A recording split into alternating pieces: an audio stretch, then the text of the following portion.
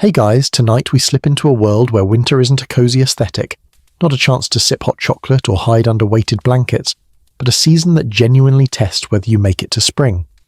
You're standing at the edge of a medieval village as the first hard frost settles like a warning. The fields outside your door look frozen stiff, and the sky has that dull pewter glow that says, very politely, good luck surviving the next few months. You can almost feel your breath tighten because you already sense that every bite of food you'll get from now until thaw was decided months ago, long before this cold morning tried to bite your nose off.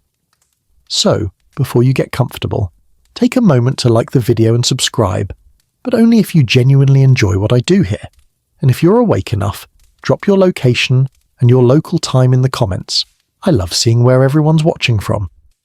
Now, dim the lights, maybe turn on a fan for that soft background hum, and let's ease into tonight's journey together.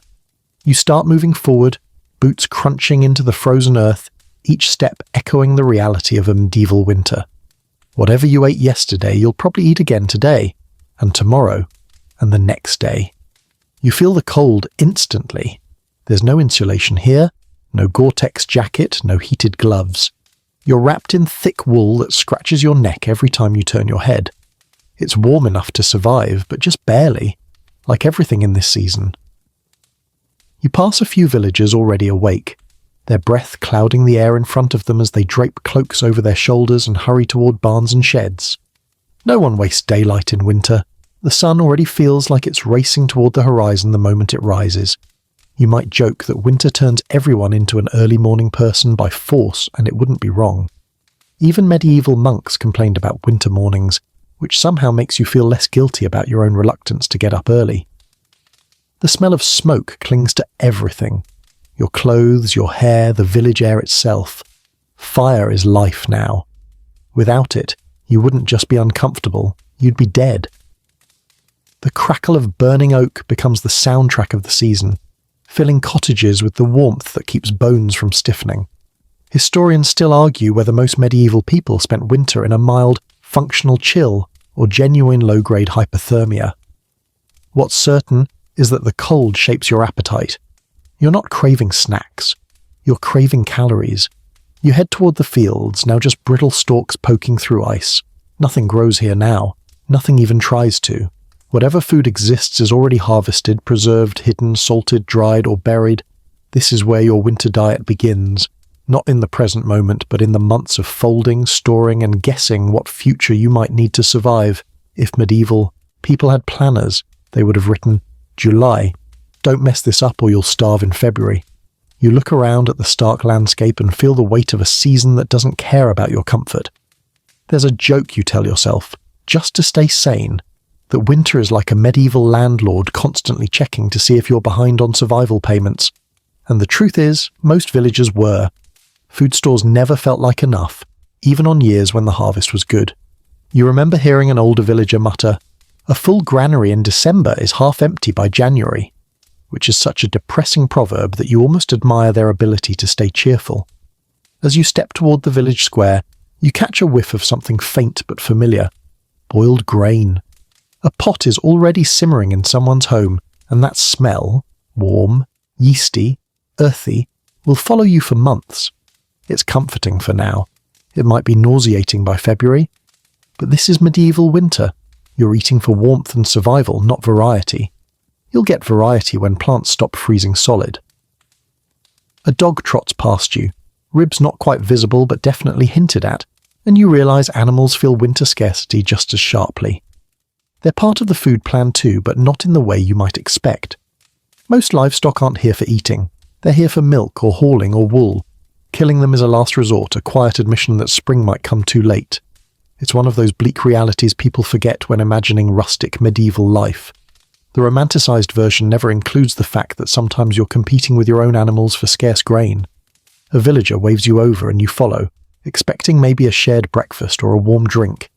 Instead, they point toward the frost-rimmed hills and say, "Weather's turning again." You look up. They're right. The air has that feeling. Still but sharp, like a glass of water left in a freezer a few minutes too long. It's the kind of weather shift that means colder days are coming, and somehow, despite the chill already crawling up your sleeves, you find yourself sighing. You're not just cold, You're hungry in a way that feels deeper, more structural. Your body knows what's coming, months of predictable monotony.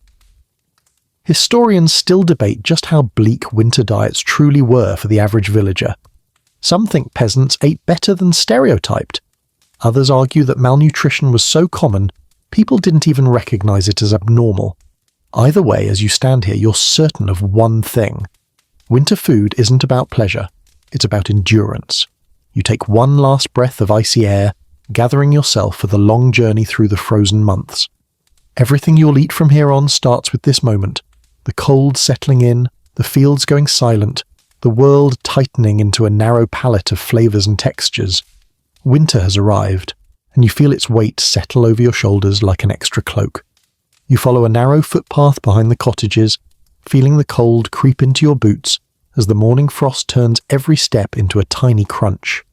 You're heading toward the one place that decides whether you'll make it through winter with a full stomach, or at least not an empty one, the root cellar. You didn't build it, but you're going to depend on it more than you depend on the sun this season, and if that sounds dramatic, well, welcome to medieval winter. Drama is survival now.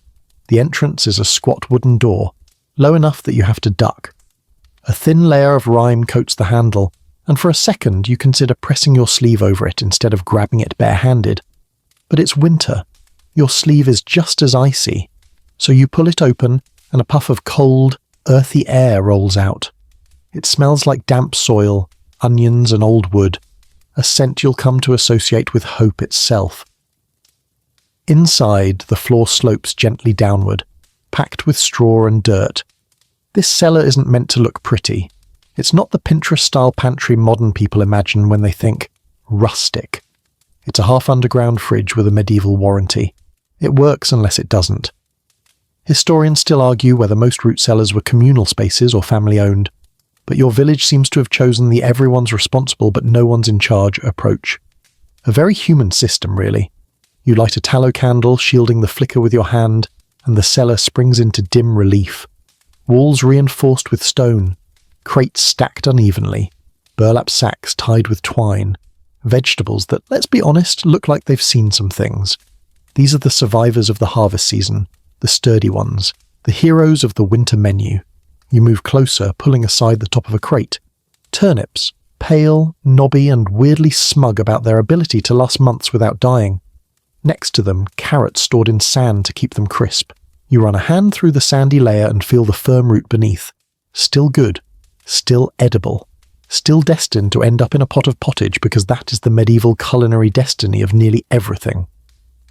A faint joke drifts through your mind, something like, "Congratulations, you've unlocked the rare carrot of January TM." Honestly, medieval video game food management would have been brutal. Against the far wall are the onions, braided and hung in dense ropes.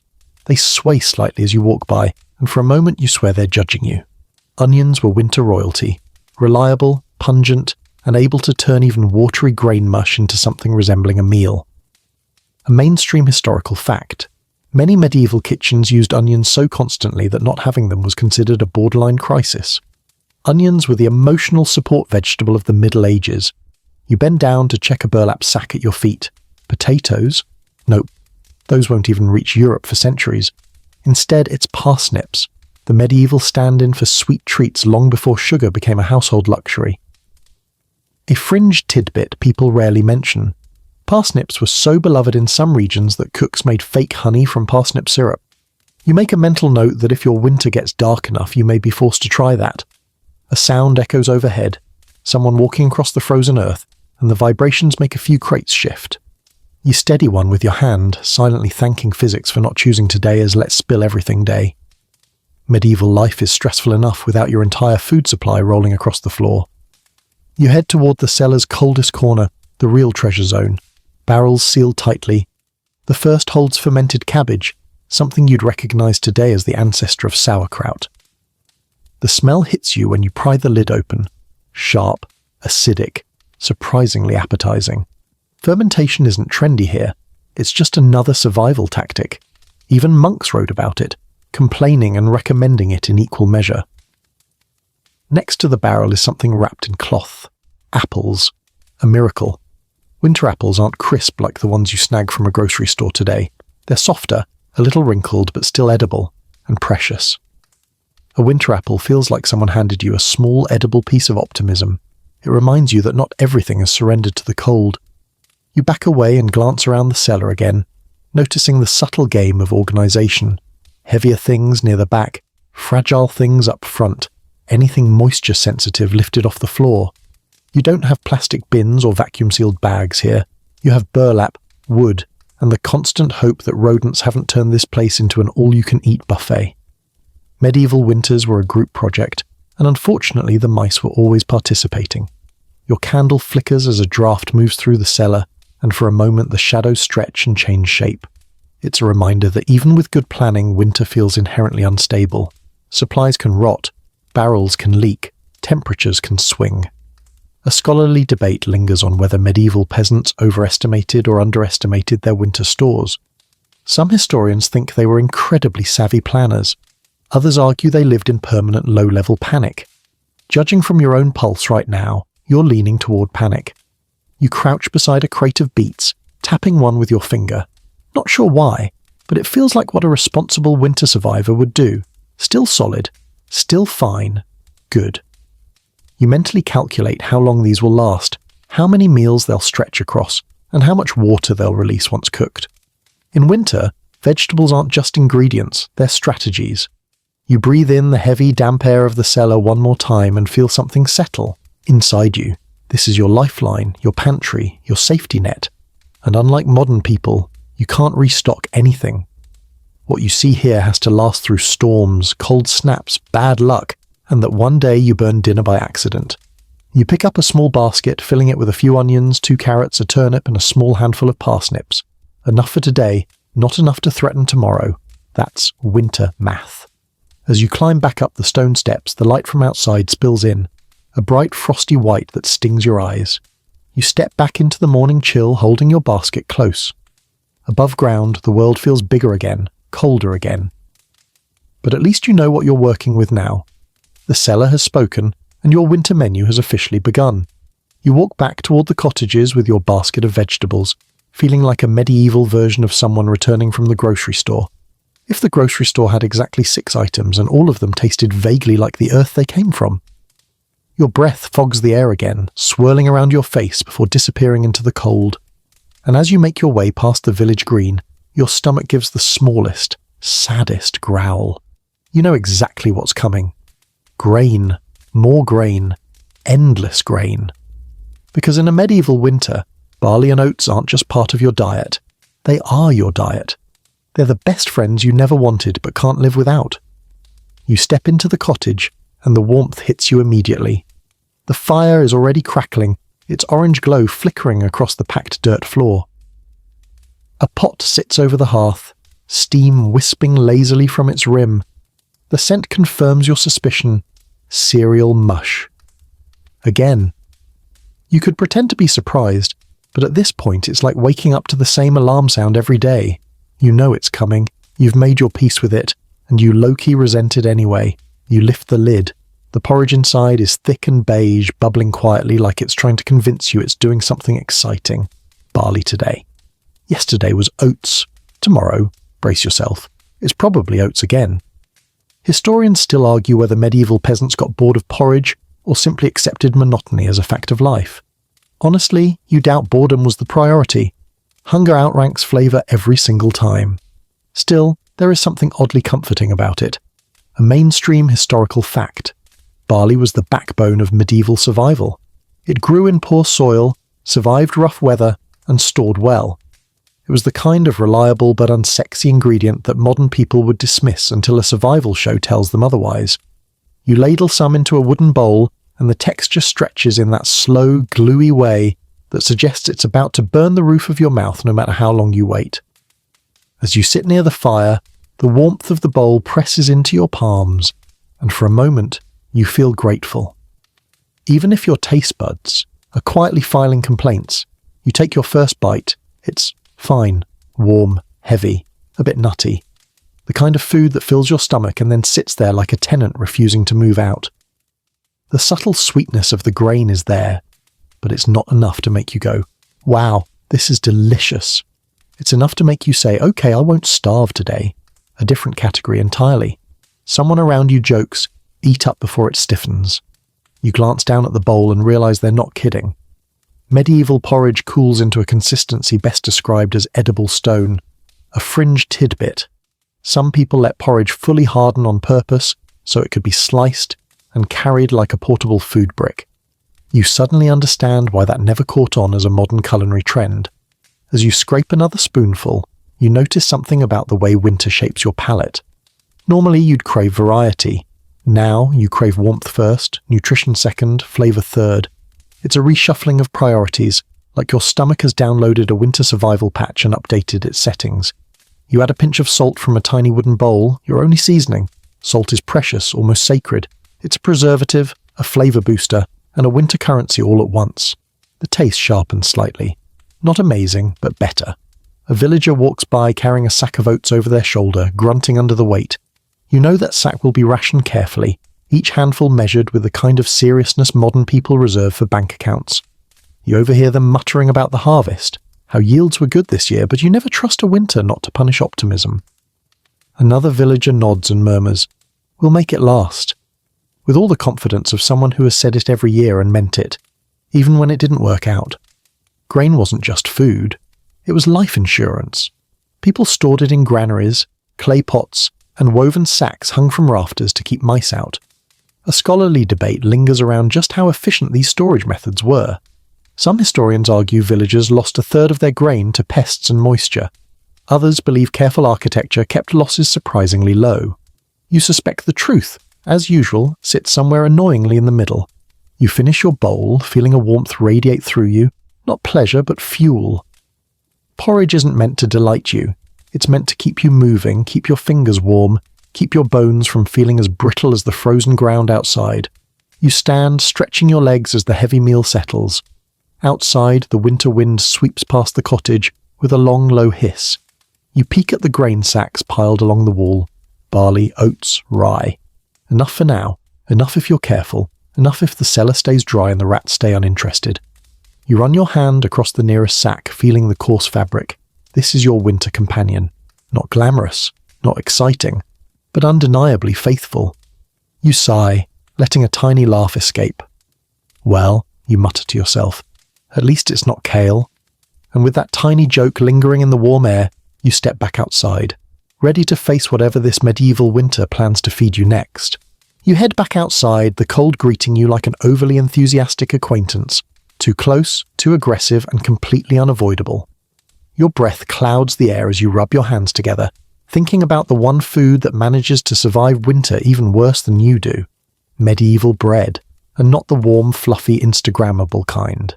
No, you're about to meet a loaf so hard it could double as a home defense weapon. The village baker's cottage sits near the edge of the green, a squat building with smoke puffing gently from its chimney. Even in winter, the place radiates warmth, one of the few luxuries you can actually feel. You duck inside, and instantly the scent hits you. That toasty, earthy smell of flour and yeast. You inhale deeply. Yes, this is the closest thing medieval winter has to happiness, but don't get too comfortable. The baker nods at you and gestures toward a row of loaves resting on a wooden shelf. You pick one up. It's heavy, really heavy. Like I could do a light workout with this, heavy. The crust is dark, rough, and hard enough that you wonder if the baker secretly trains knights with these things. You tap your knuckle against the side, and the loaf actually clicks. That's never a good sign when you're dealing with food. This is maslin bread, the medieval staple made from whatever grains you could get your hands on, mostly rye and barley, sometimes oats, occasionally wheat, if the harvest had been miraculously generous. A mainstream historical fact. Pure wheat bread existed, but it was a luxury almost nobody in a village saw, unless they worked in a wealthy household. Your bread? It's the kind peasants ate because it was cheap, filling, and, most importantly, survivable. You try to break a piece off, it resists. You try again, it resists harder. Eventually it gives, and the inside is dense, slightly damp, and oddly grey. You tell yourself it's just the rye. You tell yourself that very firmly. You take a bite anyway. It's okay. The flavour is earthy, sour, and faintly bitter. Nothing offensive, just not something you'd post online with a caption like, "OMG best bread ever. You chew and chew and chew." It's the jaw workout you never asked for but are definitely getting. Someone beside you chuckles. "Warm it in broth," they say, "or your teeth'll freeze clean out." You laugh weakly because that's not exactly comforting advice. But they're right. Medieval people didn't eat hard bread as is. They dunked it into hot liquid, broth, pottage, even ale, anything warm enough to soften it into something biteable. Think of it as the medieval version of cereal, but with more survival anxiety. You tuck the loaf under your arm and glance toward a table where an older villager is scraping flour from a cloth. They're muttering about last year's harvest, apparently a poor one, because winter bread always remembers what summer failed to do. A scholarly debate lingers on how nutritious medieval rye bread really was. Some studies say it was remarkably healthy. Others argue that contamination from ergot fungus could cause hallucinations, illness, and outbreaks of strange behaviour. You give your loaf a quick, suspicious glance. Great. As if winter wasn't challenging enough, now your bread might be a mild psychedelic. A fringe tidbit bubbles up in your memory. Some villages made trencher bread, a thick, stale slab used as a plate.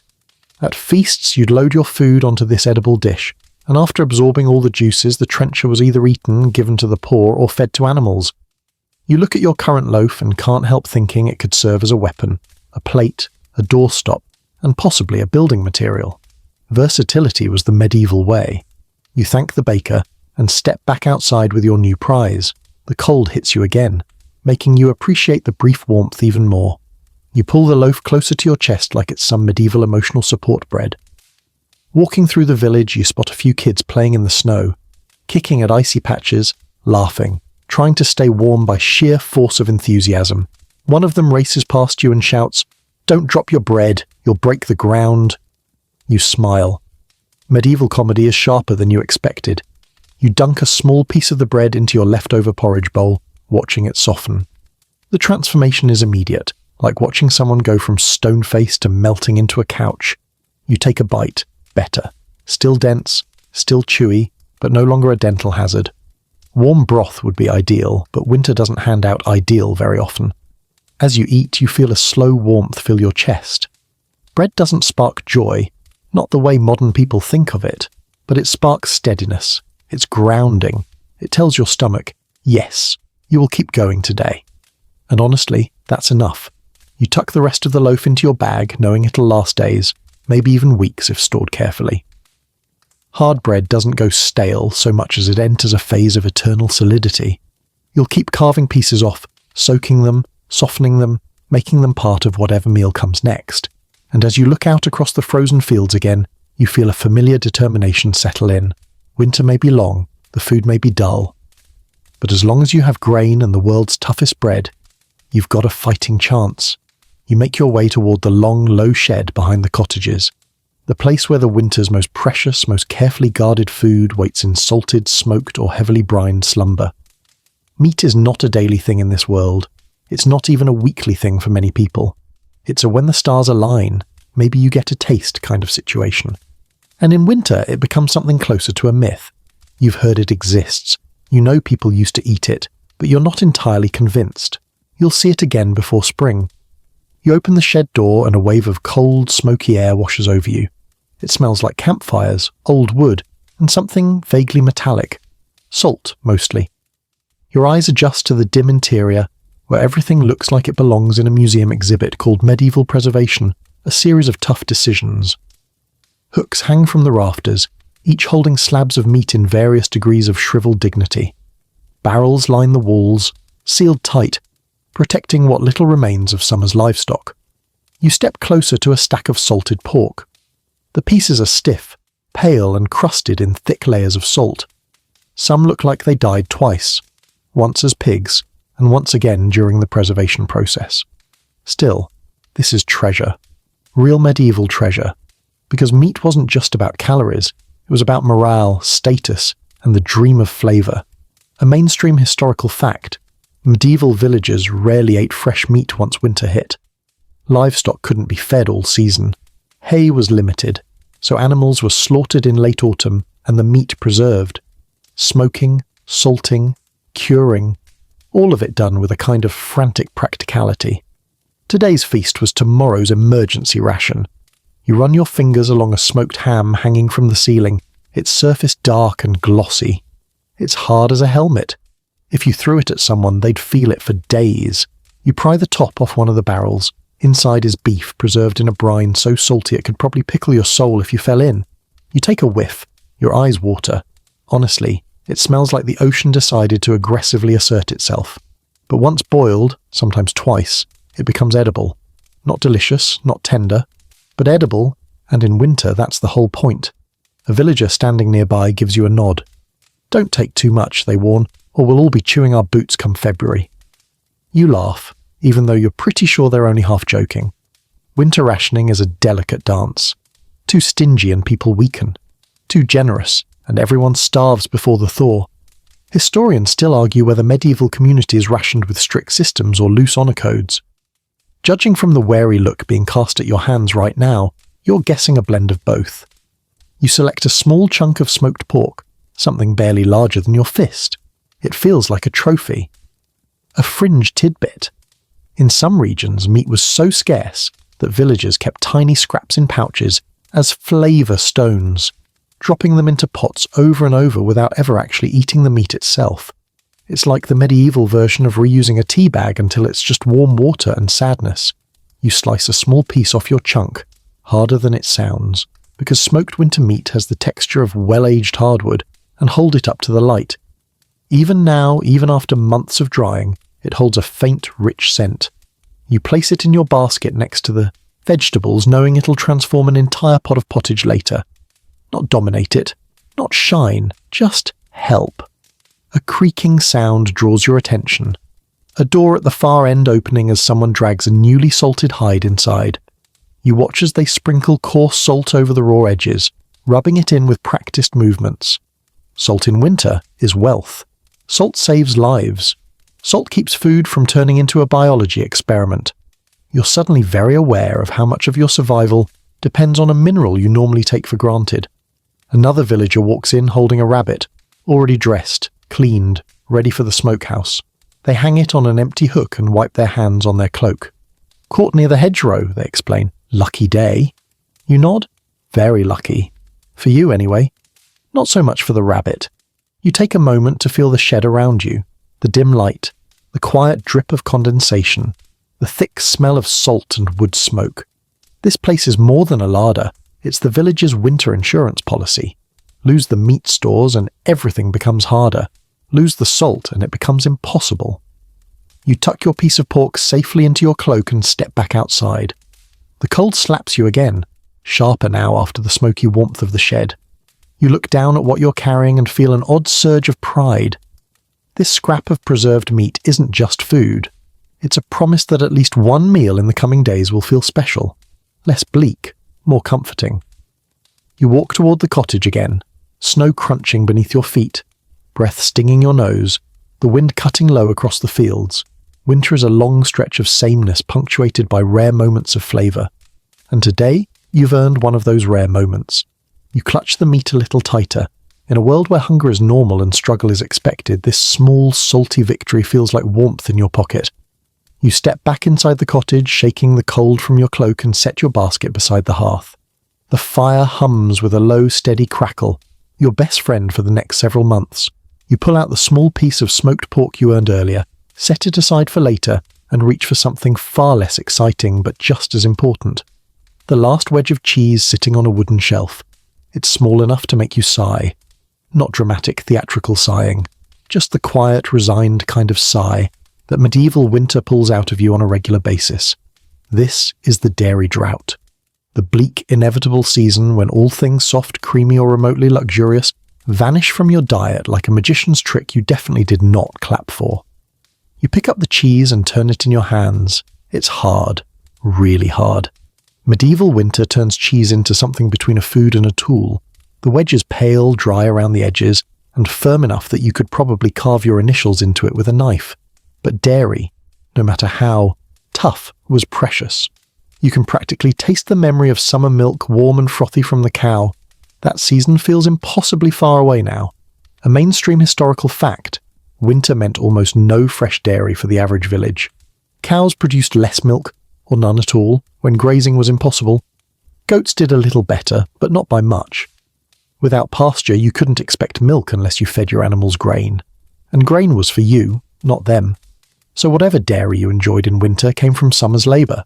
Butter churned months ago. Cheese aged in cool cellars, whey preserved in clay jars. Everything stretched as far as it could, then stretched a little more. You cut a thin sliver from the cheese, thin because you have to, and pop it into your mouth. It's sharp, salty, and crumbly. Not bad, honestly, just rare. The kind of flavour that makes your brain light up because it's not barley or turnips for once. Behind you, someone stirs a pot over the fire. Nothing fancy, just warm water and barley, the medieval equivalent of let's not starve today. They glance at the cheese in your hand and raise an eyebrow. That's the last of it, they remind you. As if the size didn't make that painfully obvious.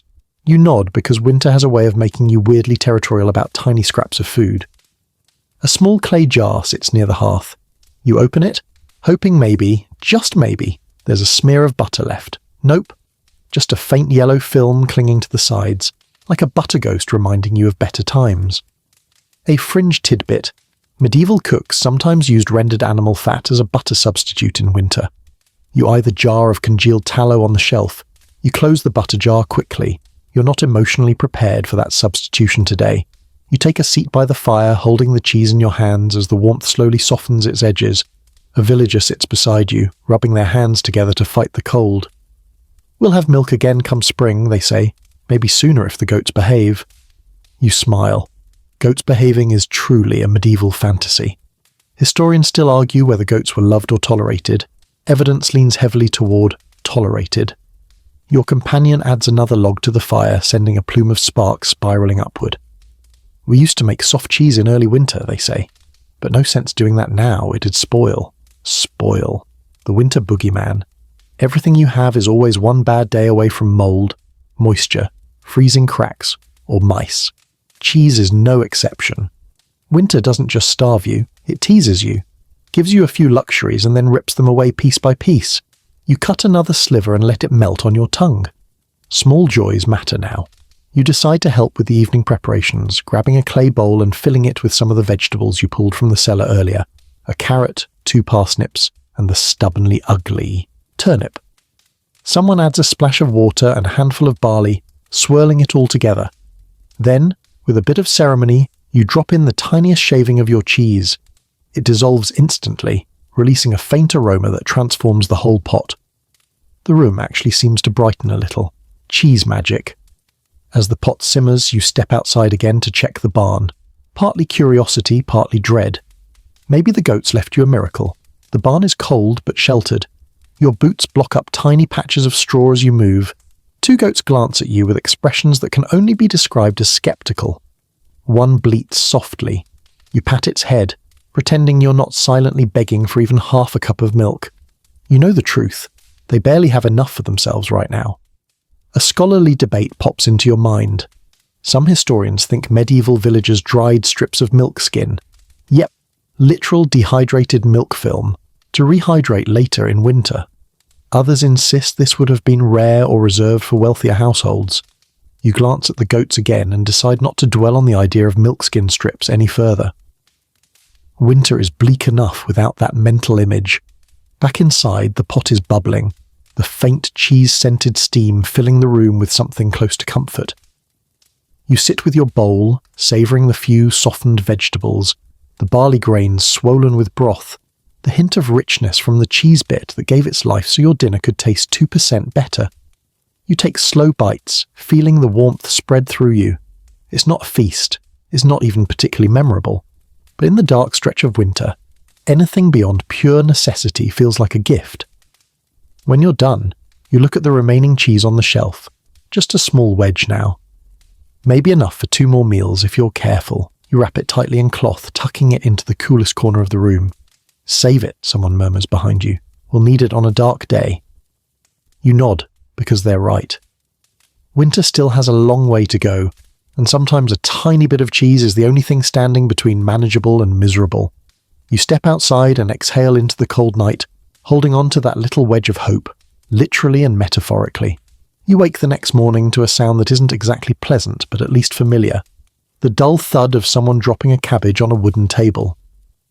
In medieval winter, that sound is practically a love song. You sit up slowly, feeling the stiffness in your joints from sleeping near a fire that faded sometime in the night, and you breathe in the unmistakable scent of your seasonal companions, cabbage and turnips. Two vegetables so stubborn, so invincible, so aggressively unglamorous that they might as well be the official mascots of winter survival.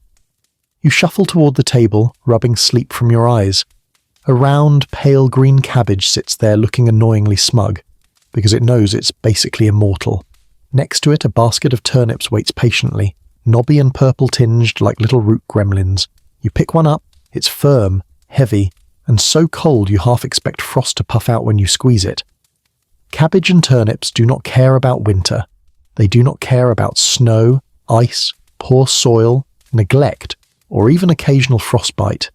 They are the hardcore athletes of medieval agriculture, and today you're about to eat them again, just like yesterday, and probably tomorrow. You pull a knife from the table and begin peeling a turnip. The skin curls away in thick strips that hit the bowl with soft thunks. The inside is crisp, white, and faintly peppery smelling. You bite off a tiny piece just to check its flavour. It's earthy, slightly sharp, and firmly in the category of food you eat because you must, not because you dream about it.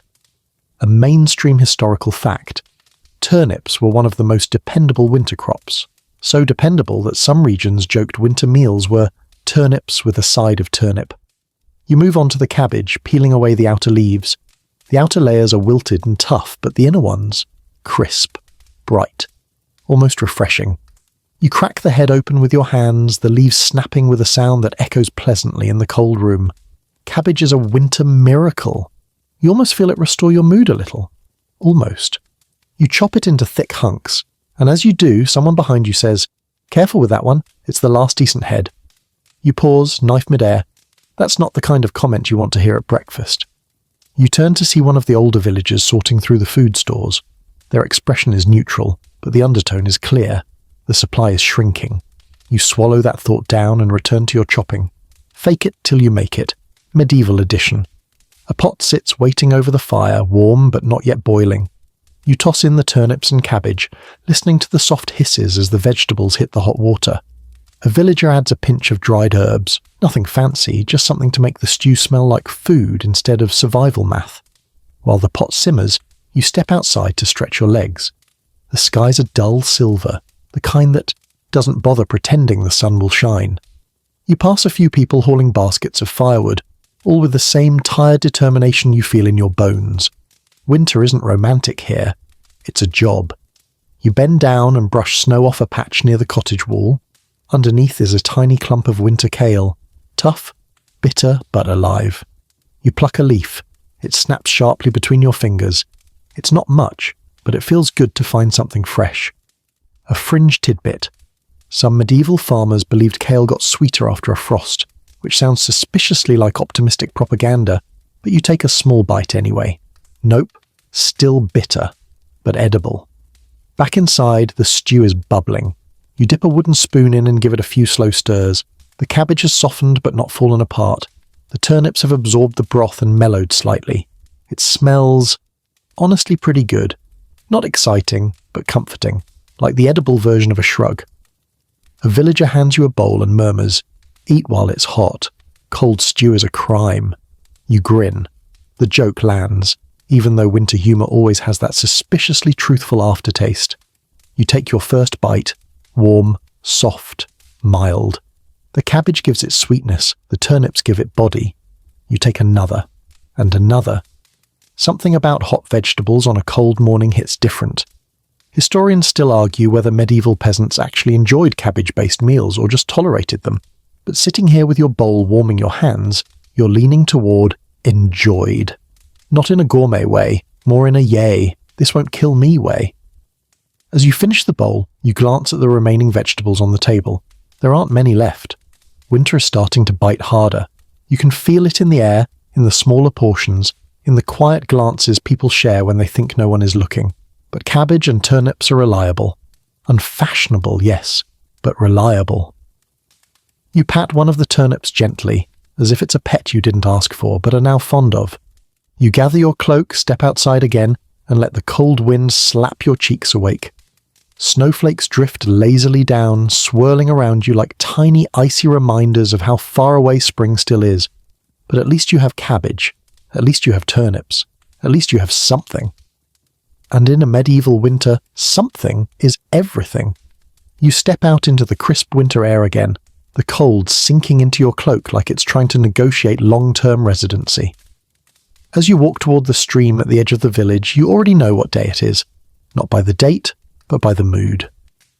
People move a little slower, meals feel a little thinner, and there's a faint, familiar grumbling that isn't quite hunger and isn't quite frustration. It's Friday, which means fish, which means winter just got more complicated. You crunch through the snow toward the shallow bend of the stream, where a few villagers are already gathered, setting traps and knocking thin panes of ice away with heavy sticks. The water runs dark and slow beneath the cracked surface. You take a breath, bracing yourself for the chill. Winter river air is somehow colder than winter air. It gets into your bones like it has a personal vendetta. Why all this effort? Because the church said so. A mainstream historical fact. Medieval Christians were required to abstain from meat on Fridays, holy days, and during Lent, which meant fish became the fallback. Even in winter, even when rivers froze, even when everyone silently wished the rules had a seasonal exemption clause. Historians still argue whether people followed the rules strictly or creatively interpreted them, but on the whole, when Winter Fridays arrived, fish was the law of the land. You kneel beside a villager who's checking a woven fish trap. They lift it slowly, water streaming off the sides. You peer inside, hoping to see something remotely edible. Nothing. The villager sighs. We'll try again before sunset. Winter patience is a special skill, a slow-burning acceptance that you might put in the work and still end up with boiled barley for dinner. A little farther upstream, another villager gestures toward you excitedly. You walk over. Their trap holds two small, pale river fish, thin, soft-boned and frankly unimpressive, but absolutely glorious when your expectations are low enough. You can almost taste them already, even though medieval winter fish are rarely fresh in the modern sense. They are simply not rotten yet, which is good enough. As the small catch is carried back toward the village, you glance at the smokehouse where preserved fish hangs in long, salty slabs. You step inside. The smell hits you, sharp, briny, smoky, and unmistakably fishy in a way that makes your nose sting. These preserved fish, often herring, were a medieval staple, especially for people far from the coast. A fringe tidbit. Some villages used fish so salted and dry that you had to hammer them before cooking. Yes, hammer. You look at a particularly stiff cod hanging near the rafters and silently hope today isn't a hammer day. You reach up and touch a slab. It's cold, rigid, and covered with crystalline layers of salt that glitter in the dim light. These will need hours of soaking before they're eatable, which explains why someone in the cottage already has a bucket of water set aside for rehydrating the dinner-to-be. But fresh is always better. You follow the successful trapper back to the cottage, watching as they gut the fish with quick, practiced movements. Steam rises from the tiny bodies as the cold air meets the warmth of the growing fire. You help scale them, the flakes pinging off the blade and sticking to your gloves like tiny silver confetti. It's strangely satisfying in a way that makes you forget for a moment that you can't feel your fingertips.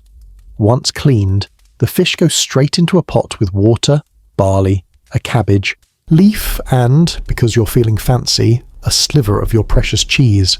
Someone tosses in a dried herb bundle. The scent that rises is mild but comforting, like a promise of nourishment more than flavour. As the stew cooks, you sit on a low bench near the hearth. A villager leans over and whispers, "Be glad we've got fish today. Some winters we've eaten peas cooked in the last year's fish broth just to pretend." You nod. That tracks.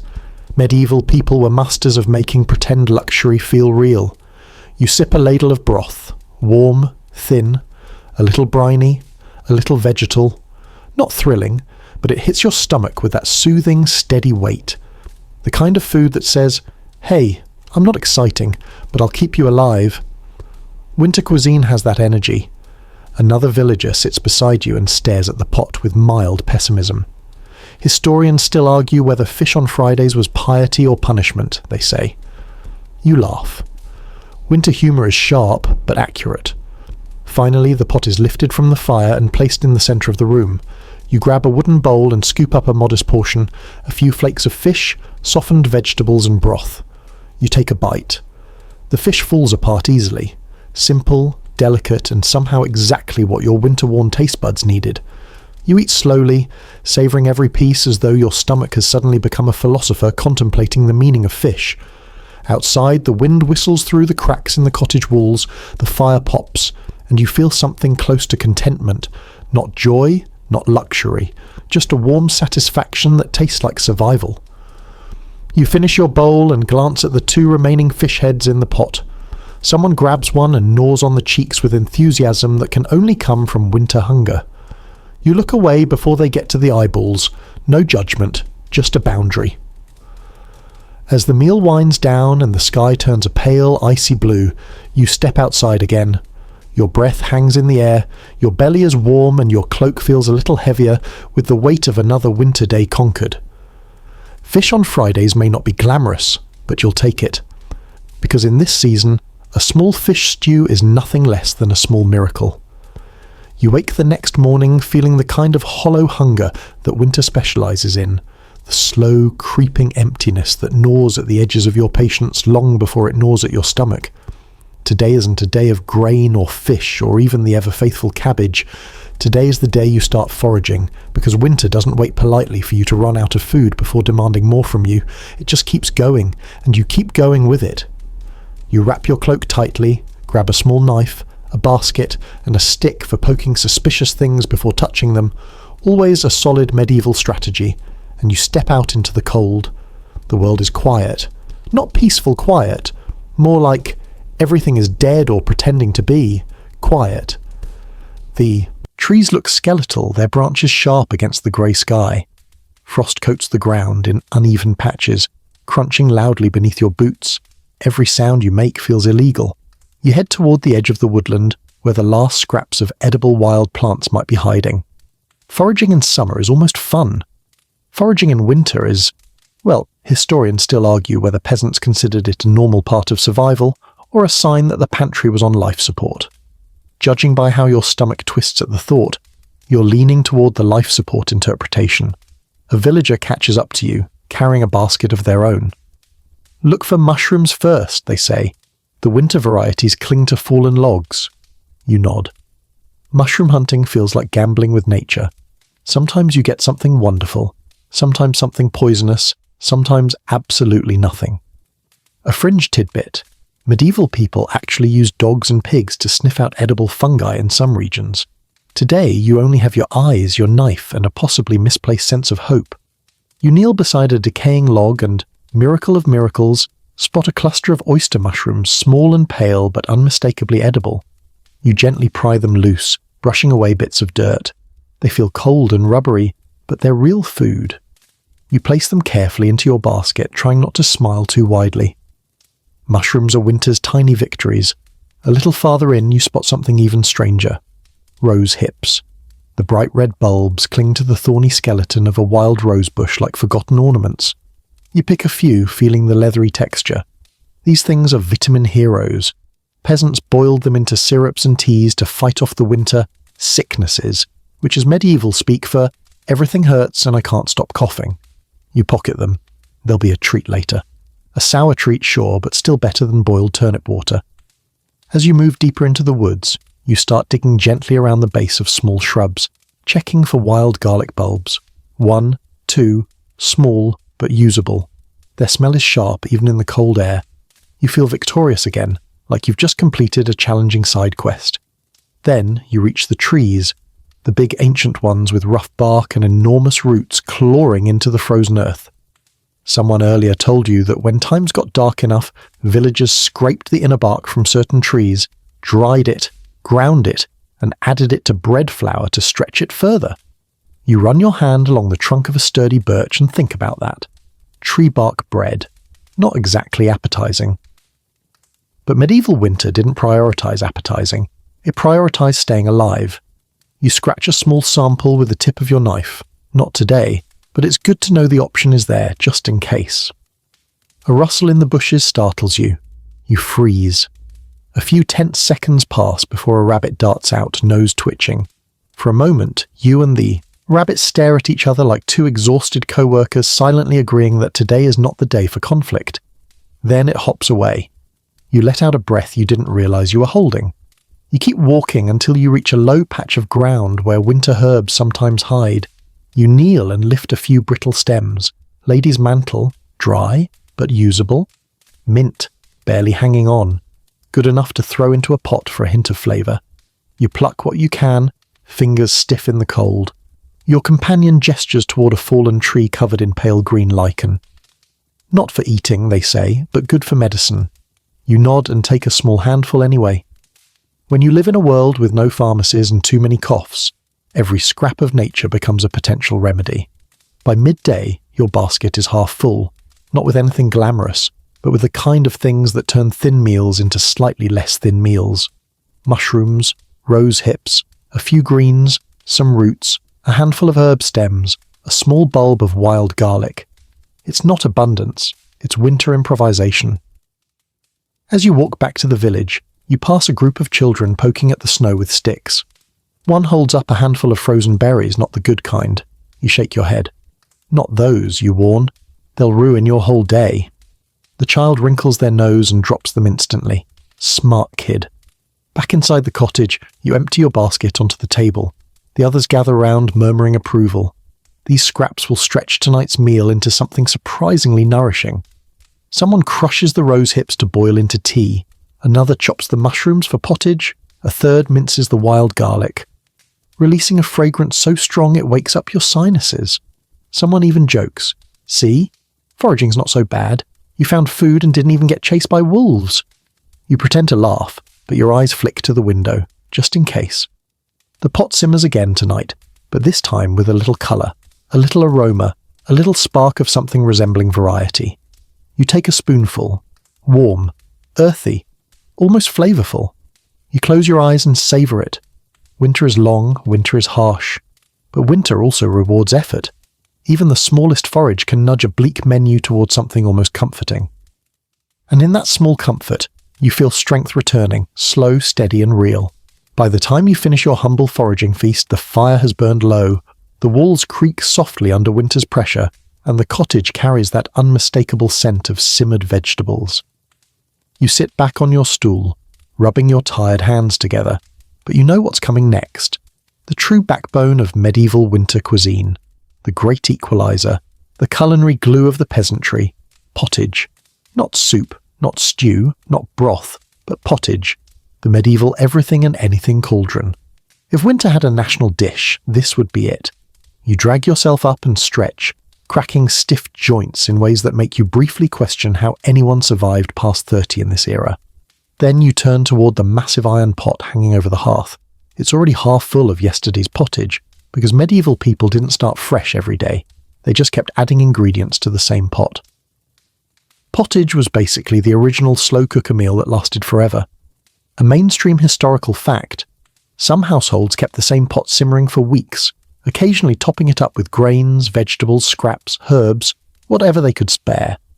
In that sense, it was the original perpetual stew. You lift the lid. A warm cloud of steam escapes, carrying the scent of turnips, barley, and faint echoes of yesterday's rose hips. Today's pottage has layers, memories even. You stir it with a long wooden paddle, feeling resistance from thickened grains and soft roots. The texture is somewhere between oatmeal and mud, but hey, that's the medieval experience. Nearby, a villager deposits a handful of chopped mushrooms from your forage, plus a few carrot shavings and the tiniest sliver of smoked pork. Not enough meat to brag about, but enough to make the pot smell richer. Someone else adds stale bread cubes, the kind that would break a tooth if eaten plain. But in the pot, they'll soak up liquid and turn into edible little clouds. You drop in a pinch of dried mint and another of wild garlic. A little goes a long way. The pot simmers, hisses, and bubbles as if it's gossiping with the fire. You taste a spoonful, hot, thick, mild with a whisper of smokiness. It's not glamorous, but it feels like a hug in edible form. A villager leans in and says, "See, pottage can fix almost anything." And honestly, on a freezing morning like this, you believe them. You sit by the hearth, warming your hands while the pottage bubbles.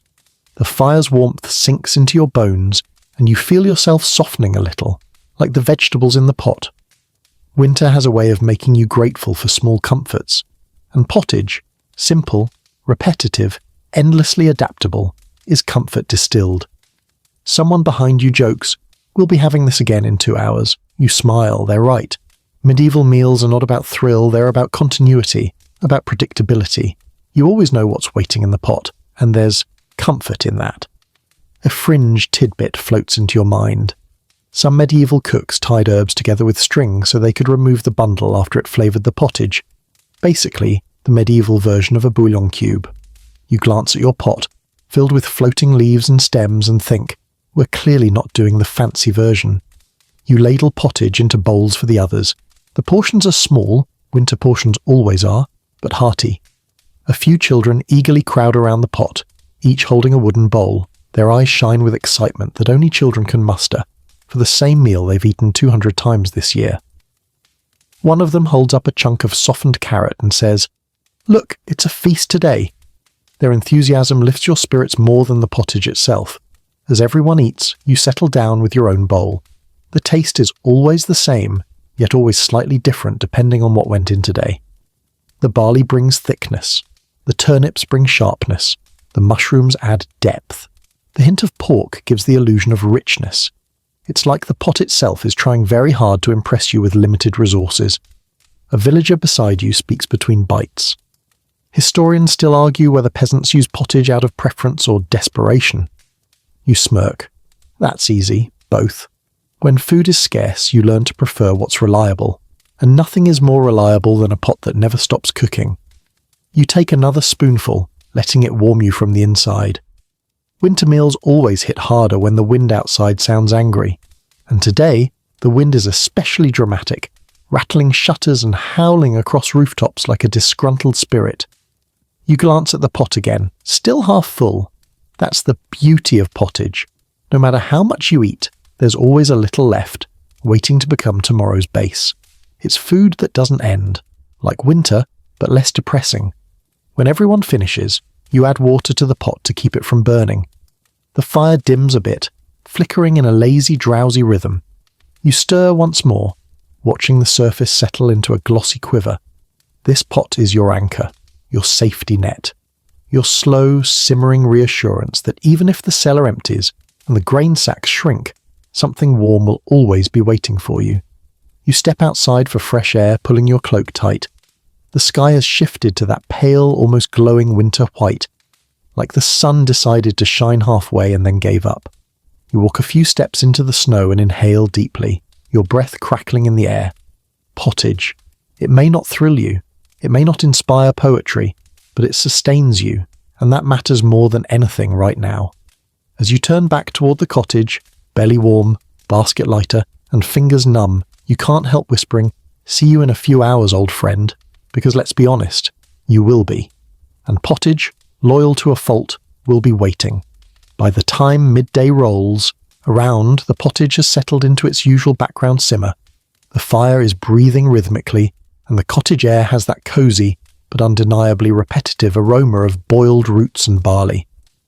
You sit on a low stool, exhaling into your hands to warm your fingers when a faint magical scent drifts across the room. Warm, sharp, sweet, almost exotic. Your head snaps up, your senses go on high alert. That's not turnip, that's not barley, that's not cabbage, that is spice. And in a medieval winter, spice is basically sorcery. You turn toward the table and see one of the villagers holding a tiny wooden box. Not large, not ornate, but the kind of thing people treat like treasure. Because it is. They open the lid with reverence, revealing a small pouch of something golden brown inside. Honey-coloured threads, a few brittle bark curls, a sprinkle of something reddish. You lean closer, almost afraid to breathe too heavily in case you waste even a molecule of the precious stuff. Cinnamon, cloves, maybe even a whisper of saffron, though that feels too luxurious to be real. But winter makes optimists of us all. The villager glances at you and smiles. "Found a bit left from Martinmas. We saved it." Their tone is casual, but their eyes gleam. This is not casual. This is a luxury moment. A mainstream historical fact. Medieval Europe adored spices. Cinnamon, ginger, pepper, saffron. Anything that came from far-off lands and smelled like warmth. But these were expensive.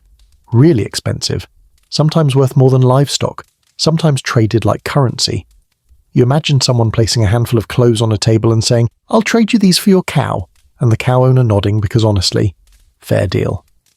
You watch as the villager pinches a tiny amount of cinnamon and sprinkles it into a pot of warm ale heating by the fire. The air immediately changes. It grows softer, sweeter, warmer, almost festive. You inhale deeply, letting that sweet scent carve a brief blissful space in your winter brain. Someone chuckles nearby. Careful you don't sniff all our fortune away. You smile, embarrassed, because you were absolutely sniffing like your life depended on it. The villager gives the pot a stir, then hands you a small wooden cup.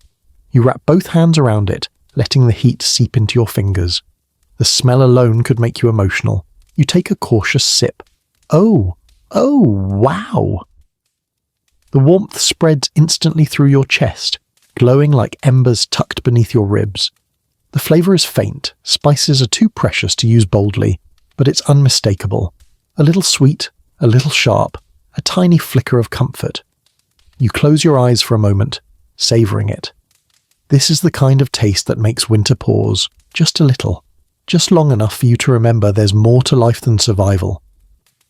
A child sitting beside you peers into your cup and asks, "What does it taste like?" You consider your answer, carefully. "Warm," you say simply, "like summer pretending it's still here." The child nods gravely, as if this explains the entire universe. Someone else mutters from across the room, "Historians still argue whether peasants tasted spices more than once a year." Another villager snorts. "Well, if they didn't, they weren't looking hard enough." You smile at the banter. Winter humour, dry, honest, and laced with equal parts pride and hunger. The box of spices remains open on the table, and everyone seems to orbit around it with reverence. You look closely at the bark curls, cinnamon almost certainly.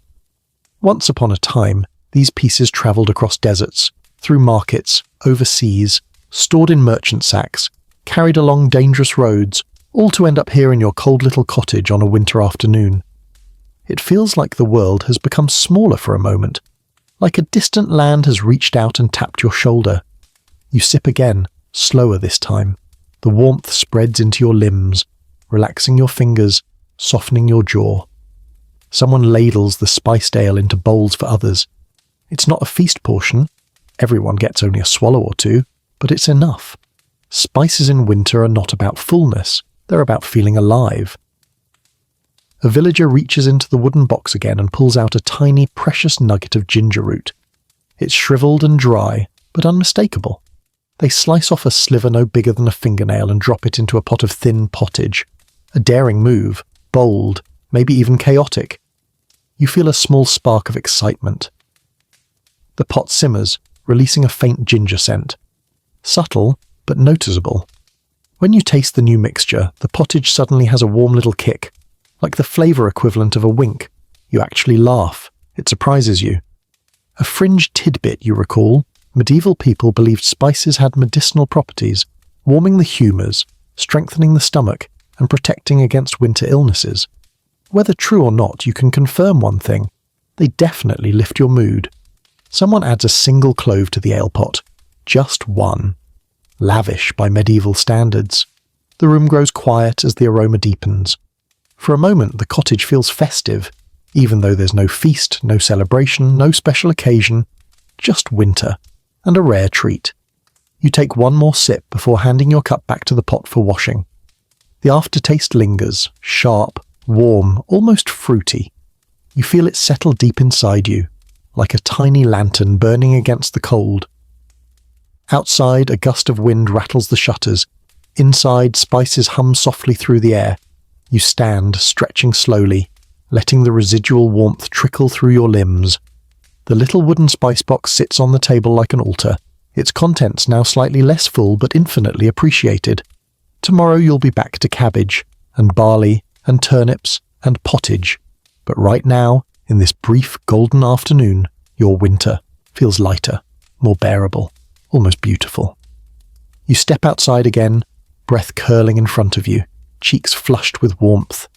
Snow drifts down, soft and quiet, and for once, instead of shivering, you smile, because today, winter tasted like something else, something tender, something human. The warmth of the spiced ale still clings to you as the afternoon fades, but winter doesn't give you much time to bask. The sky begins to bruise into evening, deep purples and cold blues swallowing what little daylight you had. But tonight isn't just another routine evening of pottage and complaining quietly about the cold. Tonight is different. Tonight is a midwinter festival, which sounds fancy until you remember this is the medieval world. Festival means everyone gathers, shares whatever scraps they can spare, tells stories, and tries very hard not to think about how many weeks remain before spring. Still, compared to the everyday bleakness of winter meals, this is as close to a holiday as you're going to get. You follow the flicker of torches toward the village green, footsteps crunching over fresh snow. People bundle themselves in their thickest cloaks, some patched, some fur-lined, all smelling faintly of smoke. Children dart between adults, leaving erratic trails of footprints. Someone laughs, actual laughter. That alone feels like a feast. At the centre of the green sits a long wooden table, uneven and wobbly, set with pottery bowls, rough bread loaves, and whatever food people felt bold enough to share. It's not luxurious, it's eclectic, comforting, a patchwork of contributions. You see roasted turnips, a small dish of dried apples, a couple of precious honey cakes left over from a summer celebration, and, wait, is that meat? Real meat? You blink, leaning in. Yes. One family has brought a small joint of pork, roasted slowly with herbs, its edges crisp and aromatic. You inhale deeply. If the spiced ale earlier was sorcery, this is divine intervention. A villager standing beside you grins.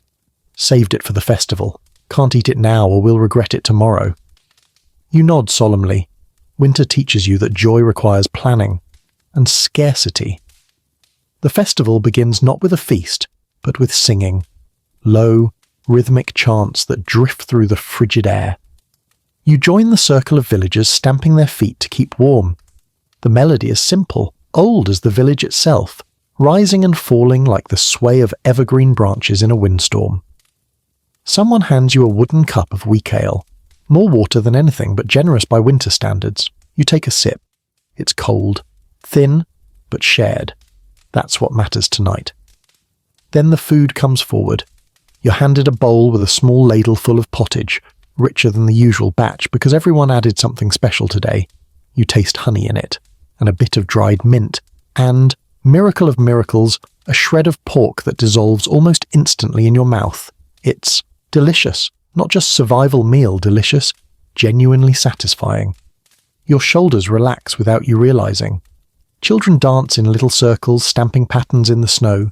Their cheeks are bright red, their laughter sharp and bright against the cold. Adults sway to the music. A few couples even attempt something like dancing, though the frozen ground does not support graceful footwork. You laugh when one pair nearly slips and grabs onto each other dramatically. Nearby, someone starts telling stories. Medieval stories aren't short. They're epic. They're winding. They're half morality tale, half fever dream. You sit down on an upturned crate and listen, the fire crackling behind you, the storyteller's face lit by orange glow. They talk about saints and monsters, brave hunters and winter spirits, fields that came alive in the night, and the origins of herbs growing under snow. Historians still argue whether these stories were genuine beliefs or just creative ways to pass the long nights. Honestly, you don't care. They're magical tonight. As the story ends, a villager taps your shoulder, offering you something wrapped in a cloth. You unfold it to reveal a honey cake, small, slightly crumbled, but golden. You stare at it like someone handed you treasure. You take a bite. Sweetness, actual sweetness, soft and sticky. You nearly close your eyes. It's like remembering sunshine. A fringe tidbit.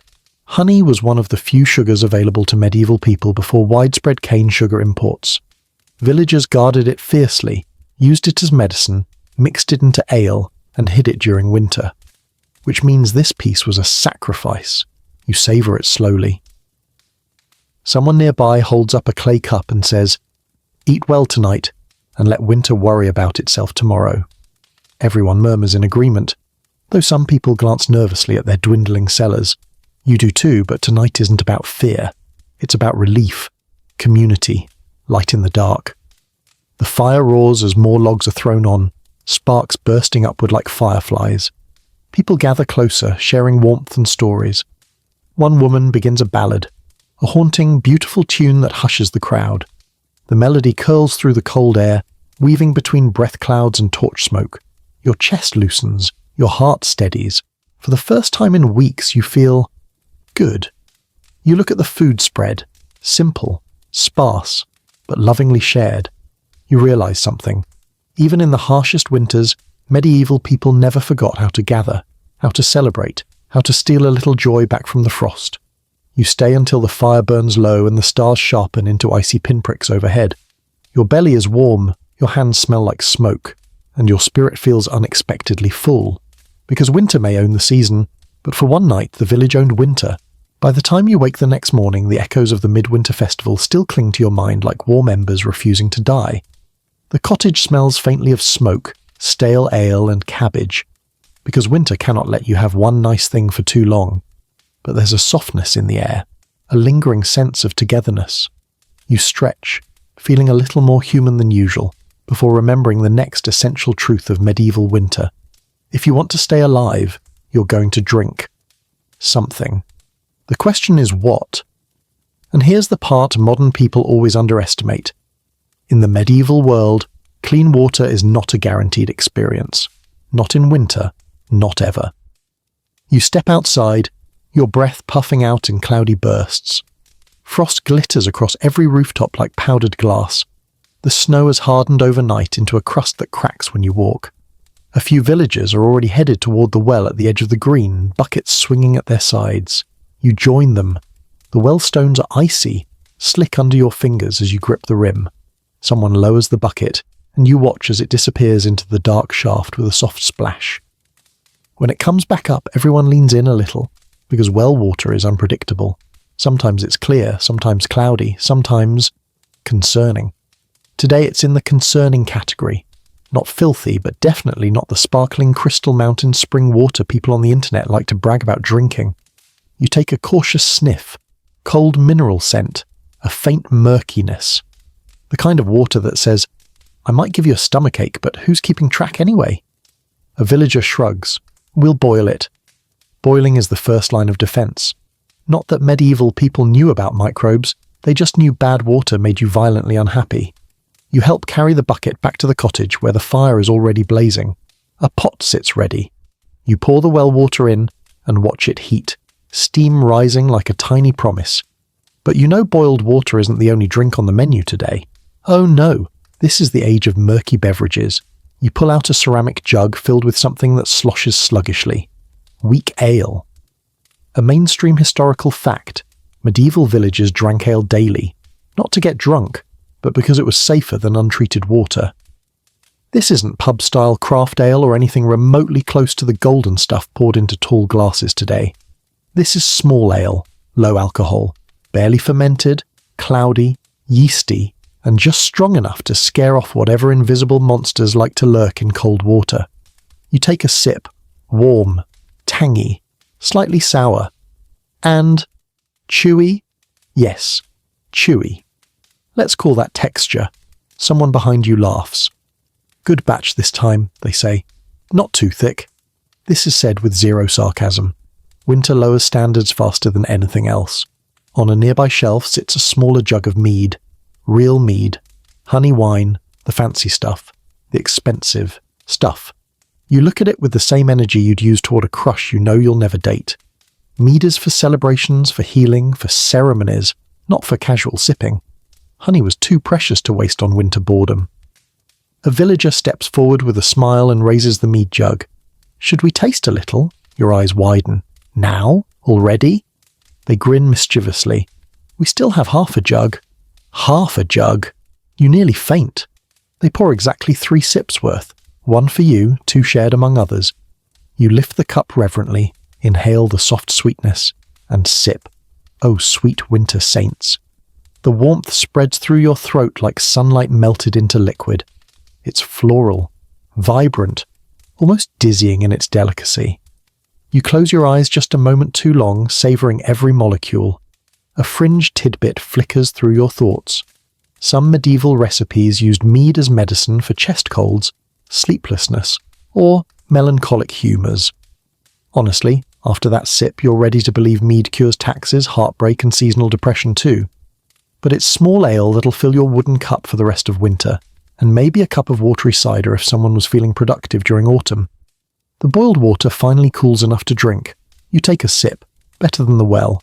Not as nice as ale, but safe. Someone near the hearth raises their cup and says, "To another day then." There's no cheer in their tone, just acceptance, maybe the tiniest flicker of gratitude. Everyone drinks. You glance outside through a frost-crusted window. Snowflakes drift lazily across the sky, thickening slowly. Winter is tightening its grip again. You adjust your cloak, feeling the weight of the season settle over you like a physical thing. But your cup is warm in your hands. Your stomach is steady. Your breath comes out in soft clouds, and even though the drinks are murky, thin, or questionably textured, they remind you of one thing. Survival isn't always pretty, but it's still survival. You take another sip of warm water ale hybrid, don't question it, and a tiny burp escapes. Someone snorts in laughter. Winter humour strikes again, and for a moment, winter feels manageable. You step outside after finishing your morning drink, breath curling through the cold air like a thin ribbon of smoke. The sky is flat and grey, one of those winter skies that feels like it's pressing down on the world. You wrap your cloak tighter, not because it helps much, but because doing something always feels better than doing nothing. Today is ration day, and ration days in medieval winter are tense. You walk toward the central cottage where the grain sacks are kept.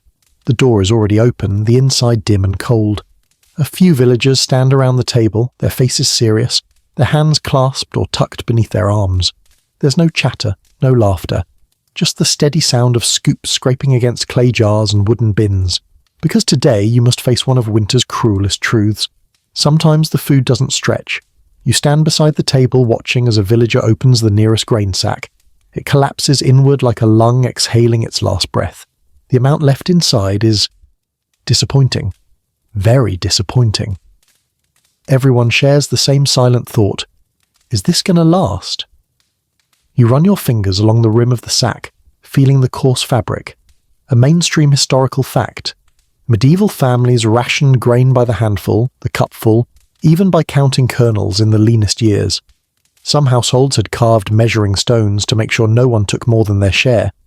Cooperation wasn't a suggestion. Survival depended on it. Today you measure out barley into a bowl. It rattles like dry hail. Not enough for comfort. Barely enough for necessity. Someone clears their throat. "We'll make pottage thinner this week," they say softly. You nod. Everyone nods. Thinner pottage means less warmth, less fullness, less energy. But thinning the pottage is better than thinning the people. You carry your small bowl of rationed grain back to your own cottage. The wind cuts across your path, stinging your cheeks. Hunger sharpens everything, sounds, smells, fears. Even the snow seems to crunch louder under your boots. Inside, someone has already placed the day's vegetables on the table. A sad collection. 1 cabbage, slightly wilted, 2 turnips, 3 carrots, and a beet looking like it's reconsidering its will to live. You arrange them into a small pile, trying to make it look more abundant than it is. A villager snorts when they see you do this. "Trying to trick your stomach?" they ask. "Yes," you admit, "and my eyes." As you peel a turnip, your knife slips slightly. Your hands are cold, stiff, and tired. You suck in a breath, not from injury, from frustration. This is the moment when winter starts to feel personal, like it's watching you struggle and whispering, "Try harder." You add the sad vegetables to the pot. You sprinkle in the too small handful of barley. You stir. The result is more water than food. Someone suggests adding a foraged herb to flavour it. Another suggests adding bread crusts. A third suggests adding hope. They laugh, but it's thin. You sit down and wait for the pot to boil. The rising steam smells warm but faint. The aroma feels more like a memory of food than actual food. A scholar once wrote that winter hunger was a slow, creeping pressure. And you feel that now. A pressure behind your stomach, behind your eyes, behind your breath. When the pottage is ready, everyone takes a bowl. You stare into yours. It's watery, pale, dotted with small floating pieces. Not enough to satisfy, just enough to keep you upright. You take a sip. Warm, thin, gentle. It tastes like sustaining yourself one breath at a time. A villager across from you eats slowly, silently. After a moment they mutter, "We'll get through it," with the tone of someone who has said this through many winters, some better, some worse. You eat until the bowl is empty, but hunger still lingers like a shadow at the back of your mind. Medieval people lived with that feeling constantly. Historians still argue whether the average peasant was malnourished year-round, or only during winter scarcity. But sitting here, holding this nearly empty bowl, you know exactly where you'd place your bet. After the meal, you go outside again to gather firewood. Your body feels heavier, not weak necessarily, but slower. When hunger presses, everything becomes a negotiation. How much energy can you afford to spend? How much can you save? A gust of wind hits you unexpectedly hard. You brace yourself, gripping your cloak. The cold slips through anyway. You think of animals digging through frozen ground, of birds pecking at bark, of the fox you saw last week hunting desperately. Hunger tightens its grip on everyone this time of year. Humans, animals, even the land. Back at the cottage, you add another log to the fire. The flames flare up briefly, painting the room with warm liquid light. You hold your hands to it, closing your eyes. For a moment you imagine a bright spring day. The memory almost hurts. Then someone sets a single dried apple slice into your hand. Just one. A rare treat. A whisper of summer. You place it on your tongue and let it soften slowly. Sweetness blooms. Small, fleeting, but real. You breathe deeply, letting the flavour sink into every corner of your winter-worn spirit. The hunger doesn't vanish, but for one moment, it loosens its grip, and in medieval winter, that moment is everything. Later that afternoon, as the thin pottage settles in your stomach and the cold creeps deeper into the cottage walls, someone calls your name from the doorway. Their voice carries that rare tone, the one villagers use when there might be something actually good waiting outside. Your heart gives a little jolt. Good news is suspicious in winter, but you'll take it. You step outside and find 3 villagers gathered near the small cluster of wooden bee skeps lined along the south wall of a barn. Beehives, or at least, what's left of them in winter. Wrapped in insulating cloth, propped against the warmest part of the barn and guarded like royal treasure chests. Because in medieval winter, honey was liquid gold, the sweet miracle that made bleak days feel bearable. And today, you might just get a taste. You approach the hives cautiously. Bees in winter aren't gone. They're just quiet, clustering deep inside, humming faintly to keep warm. You press your ear to one of the skeps. There it is. A low, soft vibration. Life. Fragile, miraculous life humming through the cold. One villager lifts the edge of a cloth covering. "We'll check the stores," they say, carefully. Carefully is an understatement. Medieval beekeepers treated hives like sacred objects, mostly because one wrong move could anger the bees, or worse, disturb their winter cluster and doom the entire colony. The top of the skep is pried open just a bit, letting in a sliver of grey daylight. You can smell it immediately. Warm wax, faint sweetness, the ghost of summer flowers. It hits you so hard you almost laugh. Inside you see a small patch of honeycomb, dark gold sealed with beeswax, but not much. Honey wasn't harvested in winter unless absolutely necessary. Most of what the bees produced was left for them to survive on. Still, sometimes when the hive was strong and the villagers desperate, they would take just a spoonful. One villager dips a small wooden spatula into the comb and lifts out a tiny smear of honey. Thick, amber, glowing like a captured sunbeam. Your breath catches. This is wealth. This is hope. This is the closest thing medieval winter has to magic. They hand the spatula to you first. You don't lick it immediately. You savour the anticipation, a luxury in itself. Then you taste it. The sweetness explodes across your tongue. Warm, floral, deep. The flavour is so powerful compared to the winter diet that your eyes water. Not from emotion, mostly, but from sheer sensory shock. It's like your brain forgot what sweetness was and is now trying to relearn it in fast forward. You close your eyes. For a moment it's summer again. Buzzing fields, blooming herbs, the hum of insects in warm air. This honey has travelled months through time just to reach your tongue. That thought alone is enough to bring a quiet smile to your face. A villager beside you chuckles. Careful, if you eat too much, you'll start seeing visions. You laugh. A fringe tidbit. In some medieval folk tales, honey was considered a divine food, capable of healing wounds, improving memory, and even bringing prophetic dreams. Reality check? Honey simply tasted incredible, and winter made anything incredible feel holy. You pass the spatula to the next person. They take an equally reverent taste. Everyone gets a smear. No more. The hive can't spare it, but that single smear is enough to lift the entire group's spirits. Afterward, you help reseal the skep. Bees need their stores more than you do. As the cloth is wrapped back in place, you feel a pang of gratitude for creatures so small, yet so essential. Without bees, medieval Europe wouldn't just lose honey. It would lose wax, medicine, and crucial pollination. One villager sighs as they straighten up. If we're lucky, they say, the hives will make it through the cold, and in spring they'll reward us, you nod. Let's hope the bees behave better than the goats, they snort. Anything behaves better than goats. You walk back toward the cottage, licking the last trace of honey from your lips. The sweetness clings stubbornly, refusing to fade quickly. You cling to it too. Inside, the fire has burned low again. Someone stirs the pot, which looks as thin as it did this morning. You sit beside them, still tasting summer, still feeling deep in your chest the tiny spark of warmth honey always brings. You pull your cloak tighter around your shoulders. Outside, the wind rattles the shutters like a restless spirit.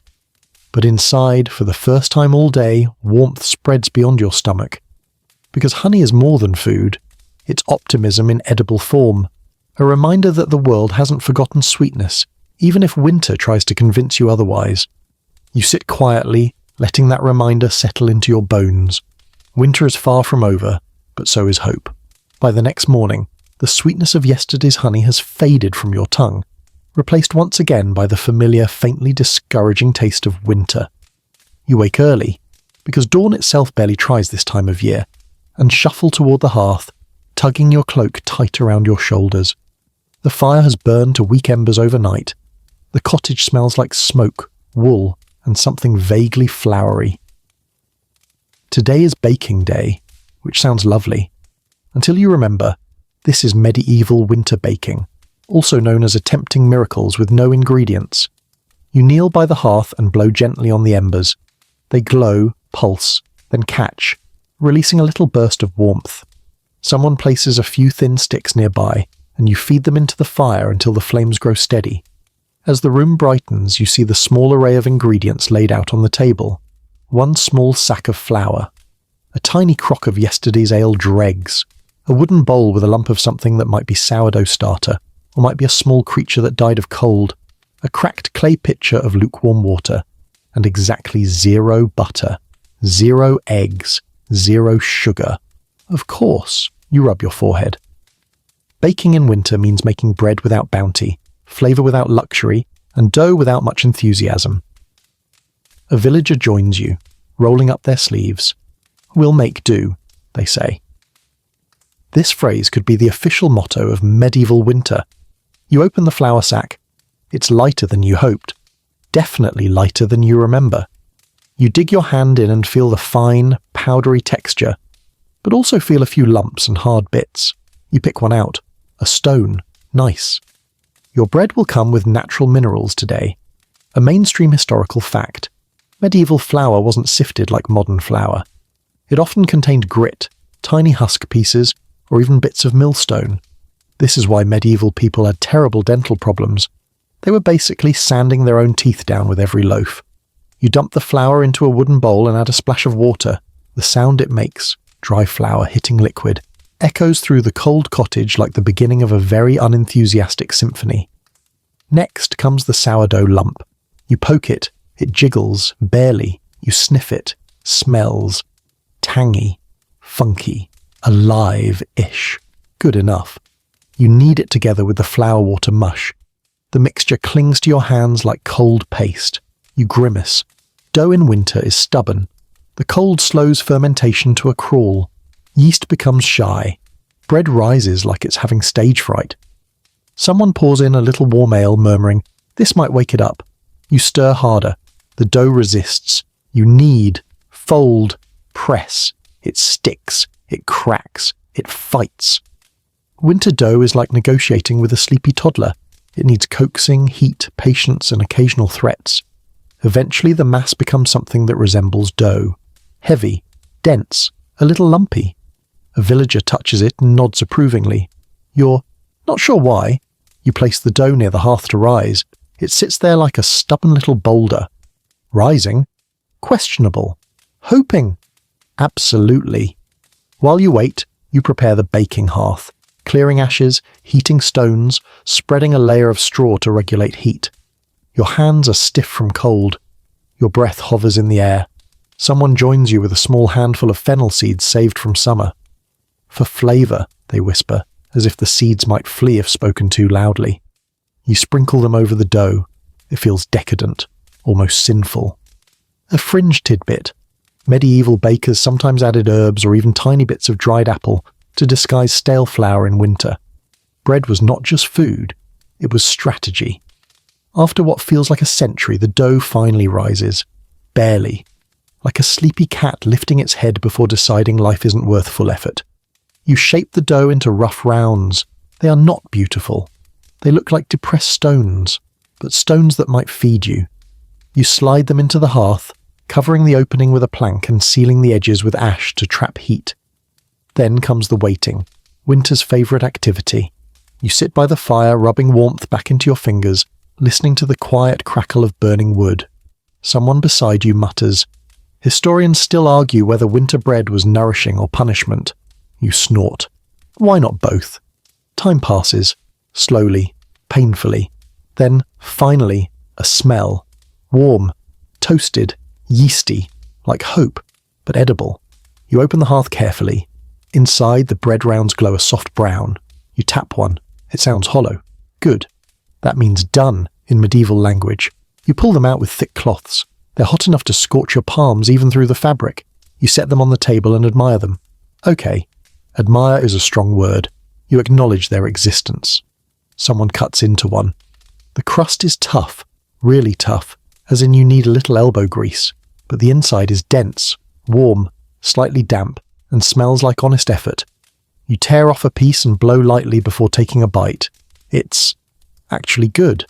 Not delicious, not bakery window amazing, but hearty, warm, slightly sweet from the ale, with a whisper of fennel that makes your brain light up for one fleeting moment.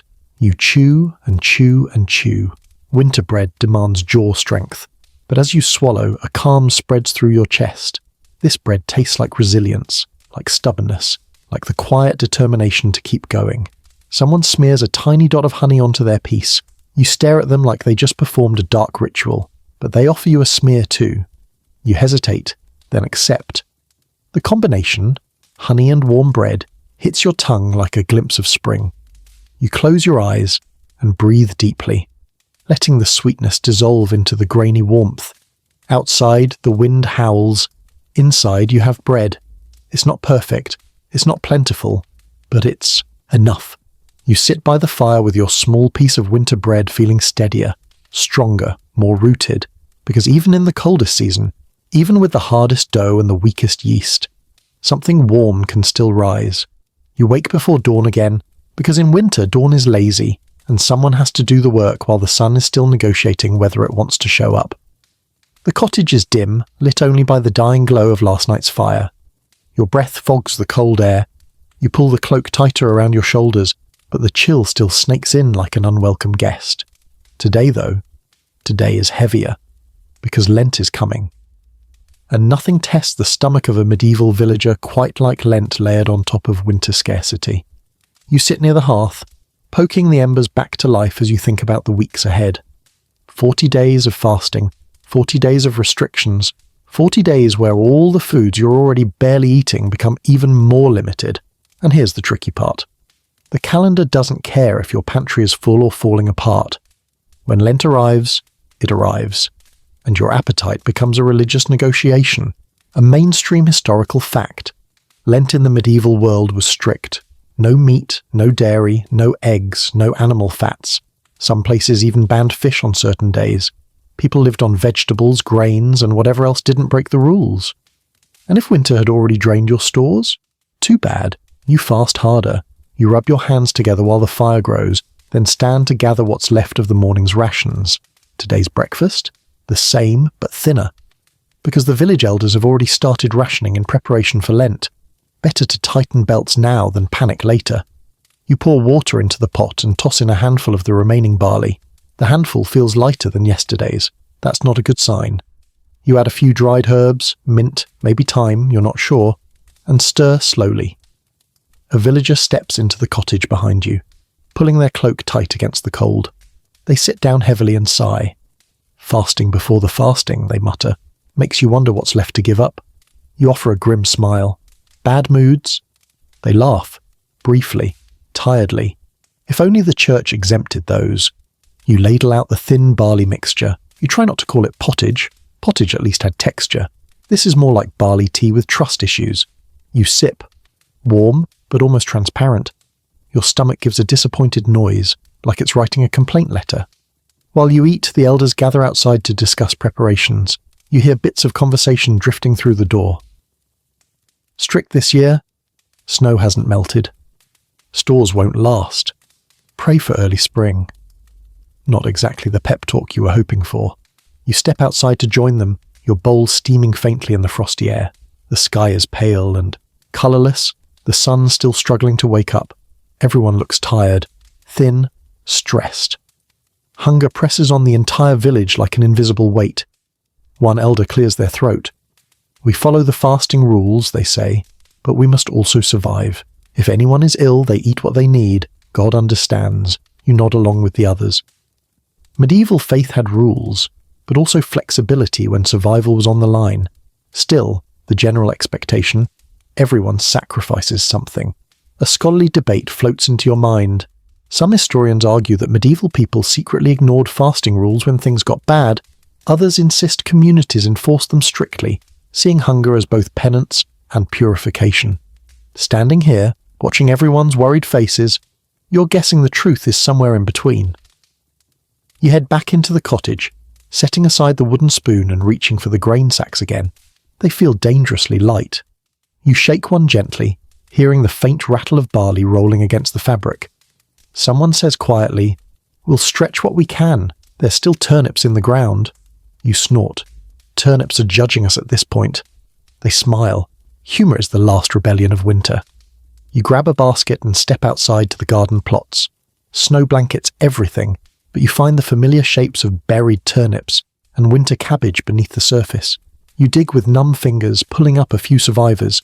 Dirt clings to them like armour. They're ugly, misshapen, perfect. Back inside, you begin chopping them for the midday meal. The pieces are small, too small, but that's the reality now. You're not cooking for fullness. You're cooking for continuation. You add the vegetables to a pot and stir. The smell drifts up. Earthy, peppery, thin. Someone behind you mumbles, "We'll get used to it." "We always do," you reply. Then a child wanders in, rubbing their eyes. "Is it Lent yet?" "Almost," you tell them gently. They frown. "Does that mean more stew?" "Yes." "But worse?" "Yes." They sigh in the dramatic way only children can. "I don't like Lent." You ruffle their hair. "Nobody does, but we get through it." The pot thickens slightly, barely, and you ladle portions into wooden bowls. Everyone eats quietly, slowly. The silence has weight. Not sadness exactly, more like determination shaped by hunger. You take a bite. It's warm, gentle, bland, hardly satisfying, but it keeps your body moving, and that's what matters. After the meal, you sit by the fire, staring into the flames as they lick the logs. The wind howls outside, rattling the shutters. Your stomach feels half full at best. Hunger presses, a quiet knock you try to ignore. Lent hasn't even begun.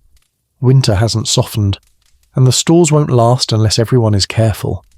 But you breathe deeply, letting the fire warm your face, because medieval people survived dozens of winters, like this, dozens of Lents, dozens of lean seasons, and somehow every time they found a way through, a way to endure, a way to share, a way to hope.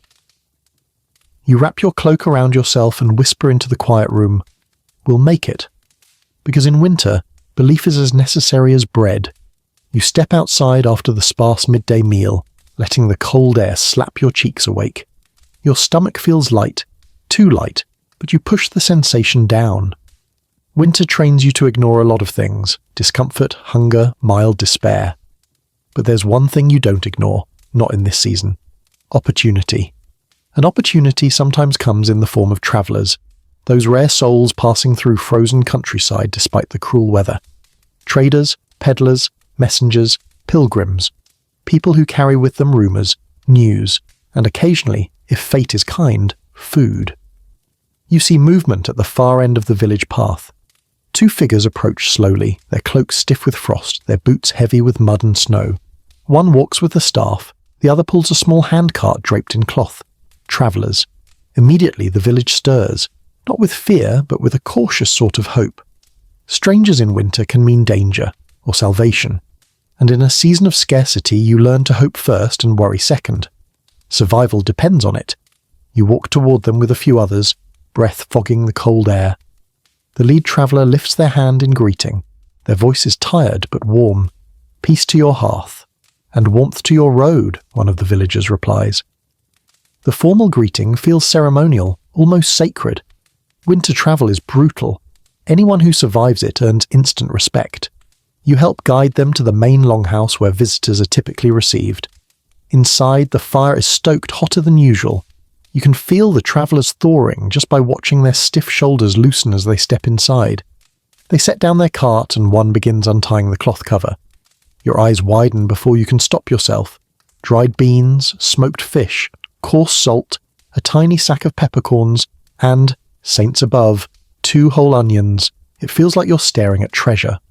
A mainstream historical fact: medieval villages often relied on itinerant traders to fill in gaps during lean seasons. These weren't spice caravans or glamorous merchants from far-off cities, just humble peddlers, hauling whatever goods they managed to buy and resell. Their arrival meant the difference between bland survival and slightly better survival. The trader grins. "We barter, nothing more." The negotiation begins immediately. Villagers offer whatever they can: wool, mended tools, old iron scraps, a jar of pickled cabbage, even a small spool of dyed thread. The traveller inspects everything with the practised eye of someone who has seen many poor winters. You contribute too: half a loaf of yesterday's winter bread and a handful of dried herbs. Not extravagant, but honest. The traveller nods approvingly. Soon, the exchange is made. You secure a small twist of peppercorns and exactly 3 handfuls of dried beans. Tiny goods, but powerful ones. Peppercorns could transform a pot. Beans could thicken several meals. Hope wrapped in edible form. Someone next to you whispers, "Historians still argue whether rural people knew the true value of pepper." You smirk. Looking at the tiny pouch now tucked into your cloak, you think medieval villagers understood value more intimately than anyone alive today. The younger traveller sets aside their pack and starts talking, fast, excited. Towns to the south have had early thaws. The ice broke on the riverbanks. Merchants are travelling more freely. Your heart jumps. Early thaw. That phrase feels like a blessing. But then, there's sickness down in the valley, a lung fever, and there it is. Winter giveth, winter taketh away. Rumours swirl around the room as people murmur. You listen quietly. News in this era is a blend of truth, speculation, superstition, and dramatic storytelling. A scholarly debate flickers through your mind. Historians still argue about the accuracy of medieval rumour networks. Some say they were surprisingly efficient. Others say stories morphed into fantasy within days. You suspect both are true. After the conversation settles, the villagers serve the travellers a hot bowl of pottage, thin, but warm. You watch their faces as they eat. Relief softens their expressions. Even plain food is a blessing after days on the road. You take the beans to your cottage, fingers trembling a little from excitement. Actual beans, real protein. You pour them into a bowl and marvel at how something so small can feel so enormous. Then you crush one peppercorn between your fingers and inhale sharply. The smell is sharp, bold, intoxicating. Compared to winter cabbage, it might as well be perfume. You add a pinch of pepper to the pot for dinner, just a pinch, because excess is a summer idea, not a winter one. The pottage bubbles, steam scented faintly with warmth and spice. You taste it. Your eyebrows lift, your shoulders relax, your stomach sends a grateful sigh. Pepper, just a little, but enough. Later, you gather at the longhouse again. The travellers sit near the fire, telling stories of towns far away, of markets bustling even in winter, of frozen rivers cracking under wagon wheels, of wolves following caravans at night, of a monastery with a garden that produces herbs even in the cold months. Children gather closer, eyes wide. Adults listen too, pretending they don't care as much as they clearly do. And you sit quietly, drinking in every word. Because winter isn't just about food, it's about morale, about believing spring exists even when the world looks dead. When the travellers finally curl up to sleep near the longhouse fire, you return to your cottage. The air is cold. Your breath curls into the dark, but inside your cloak lies a tiny pouch of peppercorns, too small for a feast but big enough to lift an entire village's spirits. You glance out at the star-punched sky, the snow reflecting faint moonlight. Tonight feels lighter, not warm, not easy, but lighter. Because winter may be relentless, but sometimes hope arrives on foot, pulling a rattling handcart. The next morning arrives slowly, heavy with a kind of grey light that feels more like an apology than an actual sunrise. You sit up, joints stiff, stomach already reminding you that yesterday's excitement, pepper, beans, stories, was a brief spark, not a new normal. Today is one of those days when winter stops pretending to be manageable and shows you its real face. Because this is the part of winter everyone dreads. The last sacks are emptying. You can feel it in the air before anyone says a word. There's a hush over the village, a nervous stillness, the kind of silence that's too watchful to be peaceful. You step outside, boots crunching over packed snow. Frost coats everything in a thin crystal sheen, beautiful but brittle and sharp. The breath of every villager shows white in the air as they gather around the storage cottage. Inside, the last big grain sack lies on its side, a hollow, deflated skin. Someone lifts it gently, tilting it over a wooden bowl. What comes out is not a satisfying cascade of grain, but a sad little trickle, barely a handful. The bowl barely echoes. You hear someone swallow. Another mutters, "That's it then." A third whispers something like a prayer. You crouch down, run your fingers through the thin scattering of grain, and feel your stomach tighten. This is the moment medieval people lived in constant fear of when the planning ends, when the calculations stop working, when the food is simply gone before the earth wakes again. A mainstream historical fact.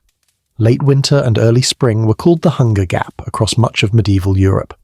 Harvests were long gone, cellars were shrinking, and nothing fresh would sprout until the soil thawed. Bread was stretched thinner, pottage became broth, and meals became negotiations. You stand and take a deep breath, the cold stinging your throat. "We'll stretch it," one of the elders says, though their voice trembles. "We always do." You don't argue.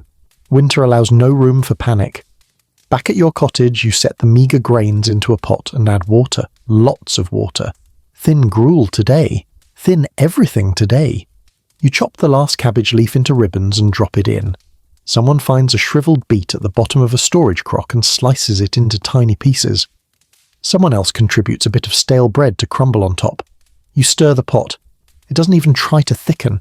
It just swirls, watery, pale, resigned. You share quiet glances with the others. Words aren't necessary. This is winter's tightest grip. Even the fire seems smaller today, as if it knows. As the pot warms, a villager enters holding something bundled in cloth. "Found this," they say softly. They unwrap it. A single dried sausage, small, hard, salted nearly to stone.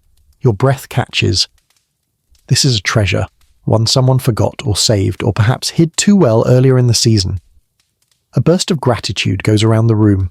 You slice the sausage into paper-thin pieces, 16 of them, maybe 17 if you're careful, and drop them into the pot. They disappear instantly, but the scent rises like a memory. Warmth, meat, fat, life. A fringe tidbit. In some regions, families hung the very last sausage above the hearth as a symbol of survival, touching it to pots for flavour without ever eating it. Today, you're not that ceremonial. Today, you use it. You all sit around the fire waiting for the meal to finish. The air smells faintly of hope and desperation mixed together. A child nearby murmurs, "Will spring come soon?" You look down at them, their face pale but determined. "Yes," you say. "It always comes late, but it comes." Historians still argue, someone mutters from a corner, whether people starved more in the Middle Ages or simply lived on the edge all the time. You blow a slow breath. "Feels like both," you say. When the gruel is ready, bowls are handed out. The portions are small, hollow really, but warm. You taste yours. It's thin, but the sausage gives it richness, a ghost of flavour, a whisper of the year before. You eat slowly, making each spoonful stretch. Hunger presses again, but you ignore it, focusing on the warmth spreading through your chest. Everyone eats in silence. The only sound, the crackling of the fire and the occasional clink of wooden spoons against wooden bowls. When the pot is empty, you stare into it. Nothing left, not even residue. Someone jokes weakly, "We should eat the pot next." You laugh, a tired laugh, but laughter nonetheless. After the meal, you go outside, driven by a restless need to move, as if walking might somehow make spring arrive faster. The sky is heavy with clouds. The wind lashes across the open fields, biting at your cheeks. You pull your cloak close and trudge to the edge of the village. Beyond the hedgerows, the land is frozen and colourless, but you kneel and dig a little into the ground anyway. The soil is stiff, but beneath the surface, softer, damp, alive, melting, thawing. A flicker of hope stirs deep inside you. You stand and breathe deeply. The air is still cold, but there's something else in it, a faint hint of coming change. Not warmth yet, but the promise of warmth. The hardest weeks are here. The hunger gap is real. The last sacks are empty, but winter is no longer expanding, it's shrinking, and you're still standing. In medieval winter, that is victory. You wake before the sun again, not because you want to, but because winter gives you no choice. The cold presses against your blankets like a living thing, nudging you out of sleep with icy persistence. Your stomach feels light, hollow, but something is different today. Something in the stillness, something in the air. You rise slowly, joints stiff, cloak wrapped around your shoulders like armour. When you push open the cottage door, a gust of cold hits your face, but it's not as sharp as yesterday, not as unforgiving. You blink. The snow outside is soft, slushy at the edges. The sky, though still grey, has a warmer undertone. The air smells different, damp, earthy, alive. You step out and see a small stream of water trickling down the path. Meltwater. Real meltwater. You crouch down and touch it with your fingertips. It's still freezing cold but moving, flowing, breaking winter's grip molecule by molecule. The first thaw is here. Not fully, not triumphantly, but undeniably. You feel a tightness in your chest loosen, like someone finally opened a window in a room that's been sealed shut for months. You walk toward the fields, boots sinking into a layer of wet, heavy snow. The earth beneath feels softer. You kneel, dig your fingers past the crust, and find dark soil that bends instead of cracks. It's the first sign that winter's reign is ending. A villager hurries past you carrying a basket, face flushed with excitement. "The stream's moving again," they shout. "We heard it last night." They sound like a child announcing their birthday. In a way, this is everyone's birthday. The beginning of a new year, not by calendar, but by survival. Others gather around the edge of the field. Some poke the ground with sticks. Others just stand and breathe, staring at the melting patches as if they're witnessing magic. And in truth, they are. This isn't just seasonal change. This is hope made visible. A mainstream historical fact. The arrival of early spring was a monumental relief in medieval life. People celebrated the thaw as fervently as major holidays because it meant food, eventually. It meant planting, working, rebuilding strength. It meant survival, shifting from holding on to moving forward. You follow a group toward the communal garden plots. The ground is a patchwork of mud, slush, and stubborn frost. But beneath the cold layers, everything is waking up. Someone calls out, "Look, shoots!" You hurry over. Green shoots. Tiny, fragile, but real. The first wild garlic leaves pushing up through the thawing earth. The sight almost knocks the breath out of you. A villager wipes their eyes discreetly. You pretend not to notice. Spring makes everyone emotional. You kneel and brush the soil gently around the shoots. The cold earth stains your fingertips. You don't care. These tiny leaves are the opening lines of a new season, a new chapter, a new taste. You walk back toward the village with renewed energy despite the hunger still sitting in your stomach. The air feels lighter. The wind, while still cold, no longer bites. Birds, long silent, send out tentative chirps. You hadn't realized how much you missed that sound. At the cottages, people begin reorganizing. Someone mends tools in preparation for planting. Another checks seed stores. Someone else hangs cloaks outside to air out after months of smoke and winter sweat. Children stomp in the muddy snow, shouting that spring is winning. You smile there, not wrong. Inside your cottage, the fire burns low but warm. You add a handful of twigs and watch the flames brighten. The pot over the hearth contains the last of yesterday's thin gruel, barely a meal. But today, you don't mind. Hunger still presses, but the thaw presses harder. You take your bowl outside and sit on a log, eating slowly while watching the snow drip from the thatched roofs in steady beads.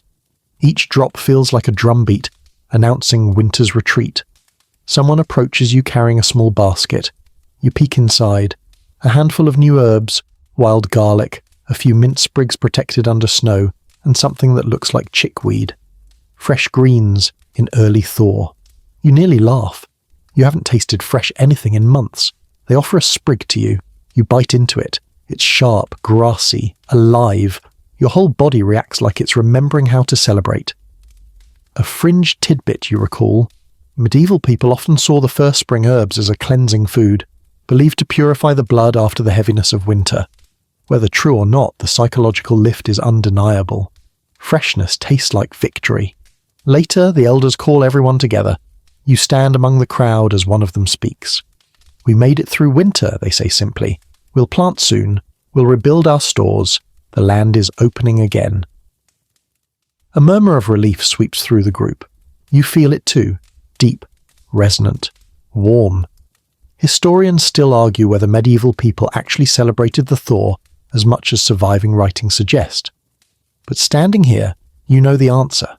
They celebrated because winter demanded everything, and the thaw gave everything back.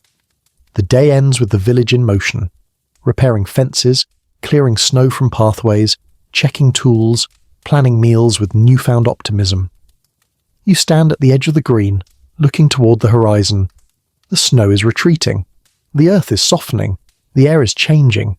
And deep in your chest, beneath the hunger, beneath the fatigue, beneath the months of bleakness, you feel hope rising, slow and steady, just like the first shoots pushing through thawing ground. You survived winter, and now spring is waking. Now, as the day drifts into its soft, muted evening, let the pace gently slow. Imagine yourself still standing at the edge of that thawing field, not hurrying, not striving, just breathing in the cool, damp air as the last traces of snow melt into the soil. The world around you is quiet in a different way now. Not the tight, anxious quiet of deep winter, but the open, spacious calm that comes right before everything begins again. Feel the ground under your feet. Cool, loosening, no longer frozen and unyielding. Each breath you take carries the faint scent of earth waking from its long sleep, a reminder that cycles turn, seasons shift, and even the harshest stretches of life soften in their own time. Let your shoulders relax. Let your jaw loosen. Let your breaths grow longer and slower, like the gentle thaw working its way across the countryside. You're warm now, wrapped in your cloak, standing beside the last glow of the hearth fire drifting out through the cottage door. The sounds around you fade into a soft hush. Dripping water, distant voices, the sigh of a wind no longer sharp with ice. Everything feels just a little gentler, a little kinder. You've walked through the cold months, felt the hunger, the simplicity, the quiet determination it took to keep going. And now you stand at the turning point, safe, steady, watching the world brighten by degrees. Let that feeling settle into you, a slow, settling warmth. Like a blanket pulled up snug around your shoulders, nothing to do now, nowhere to go, just breathe, soften, and drift deeper into rest.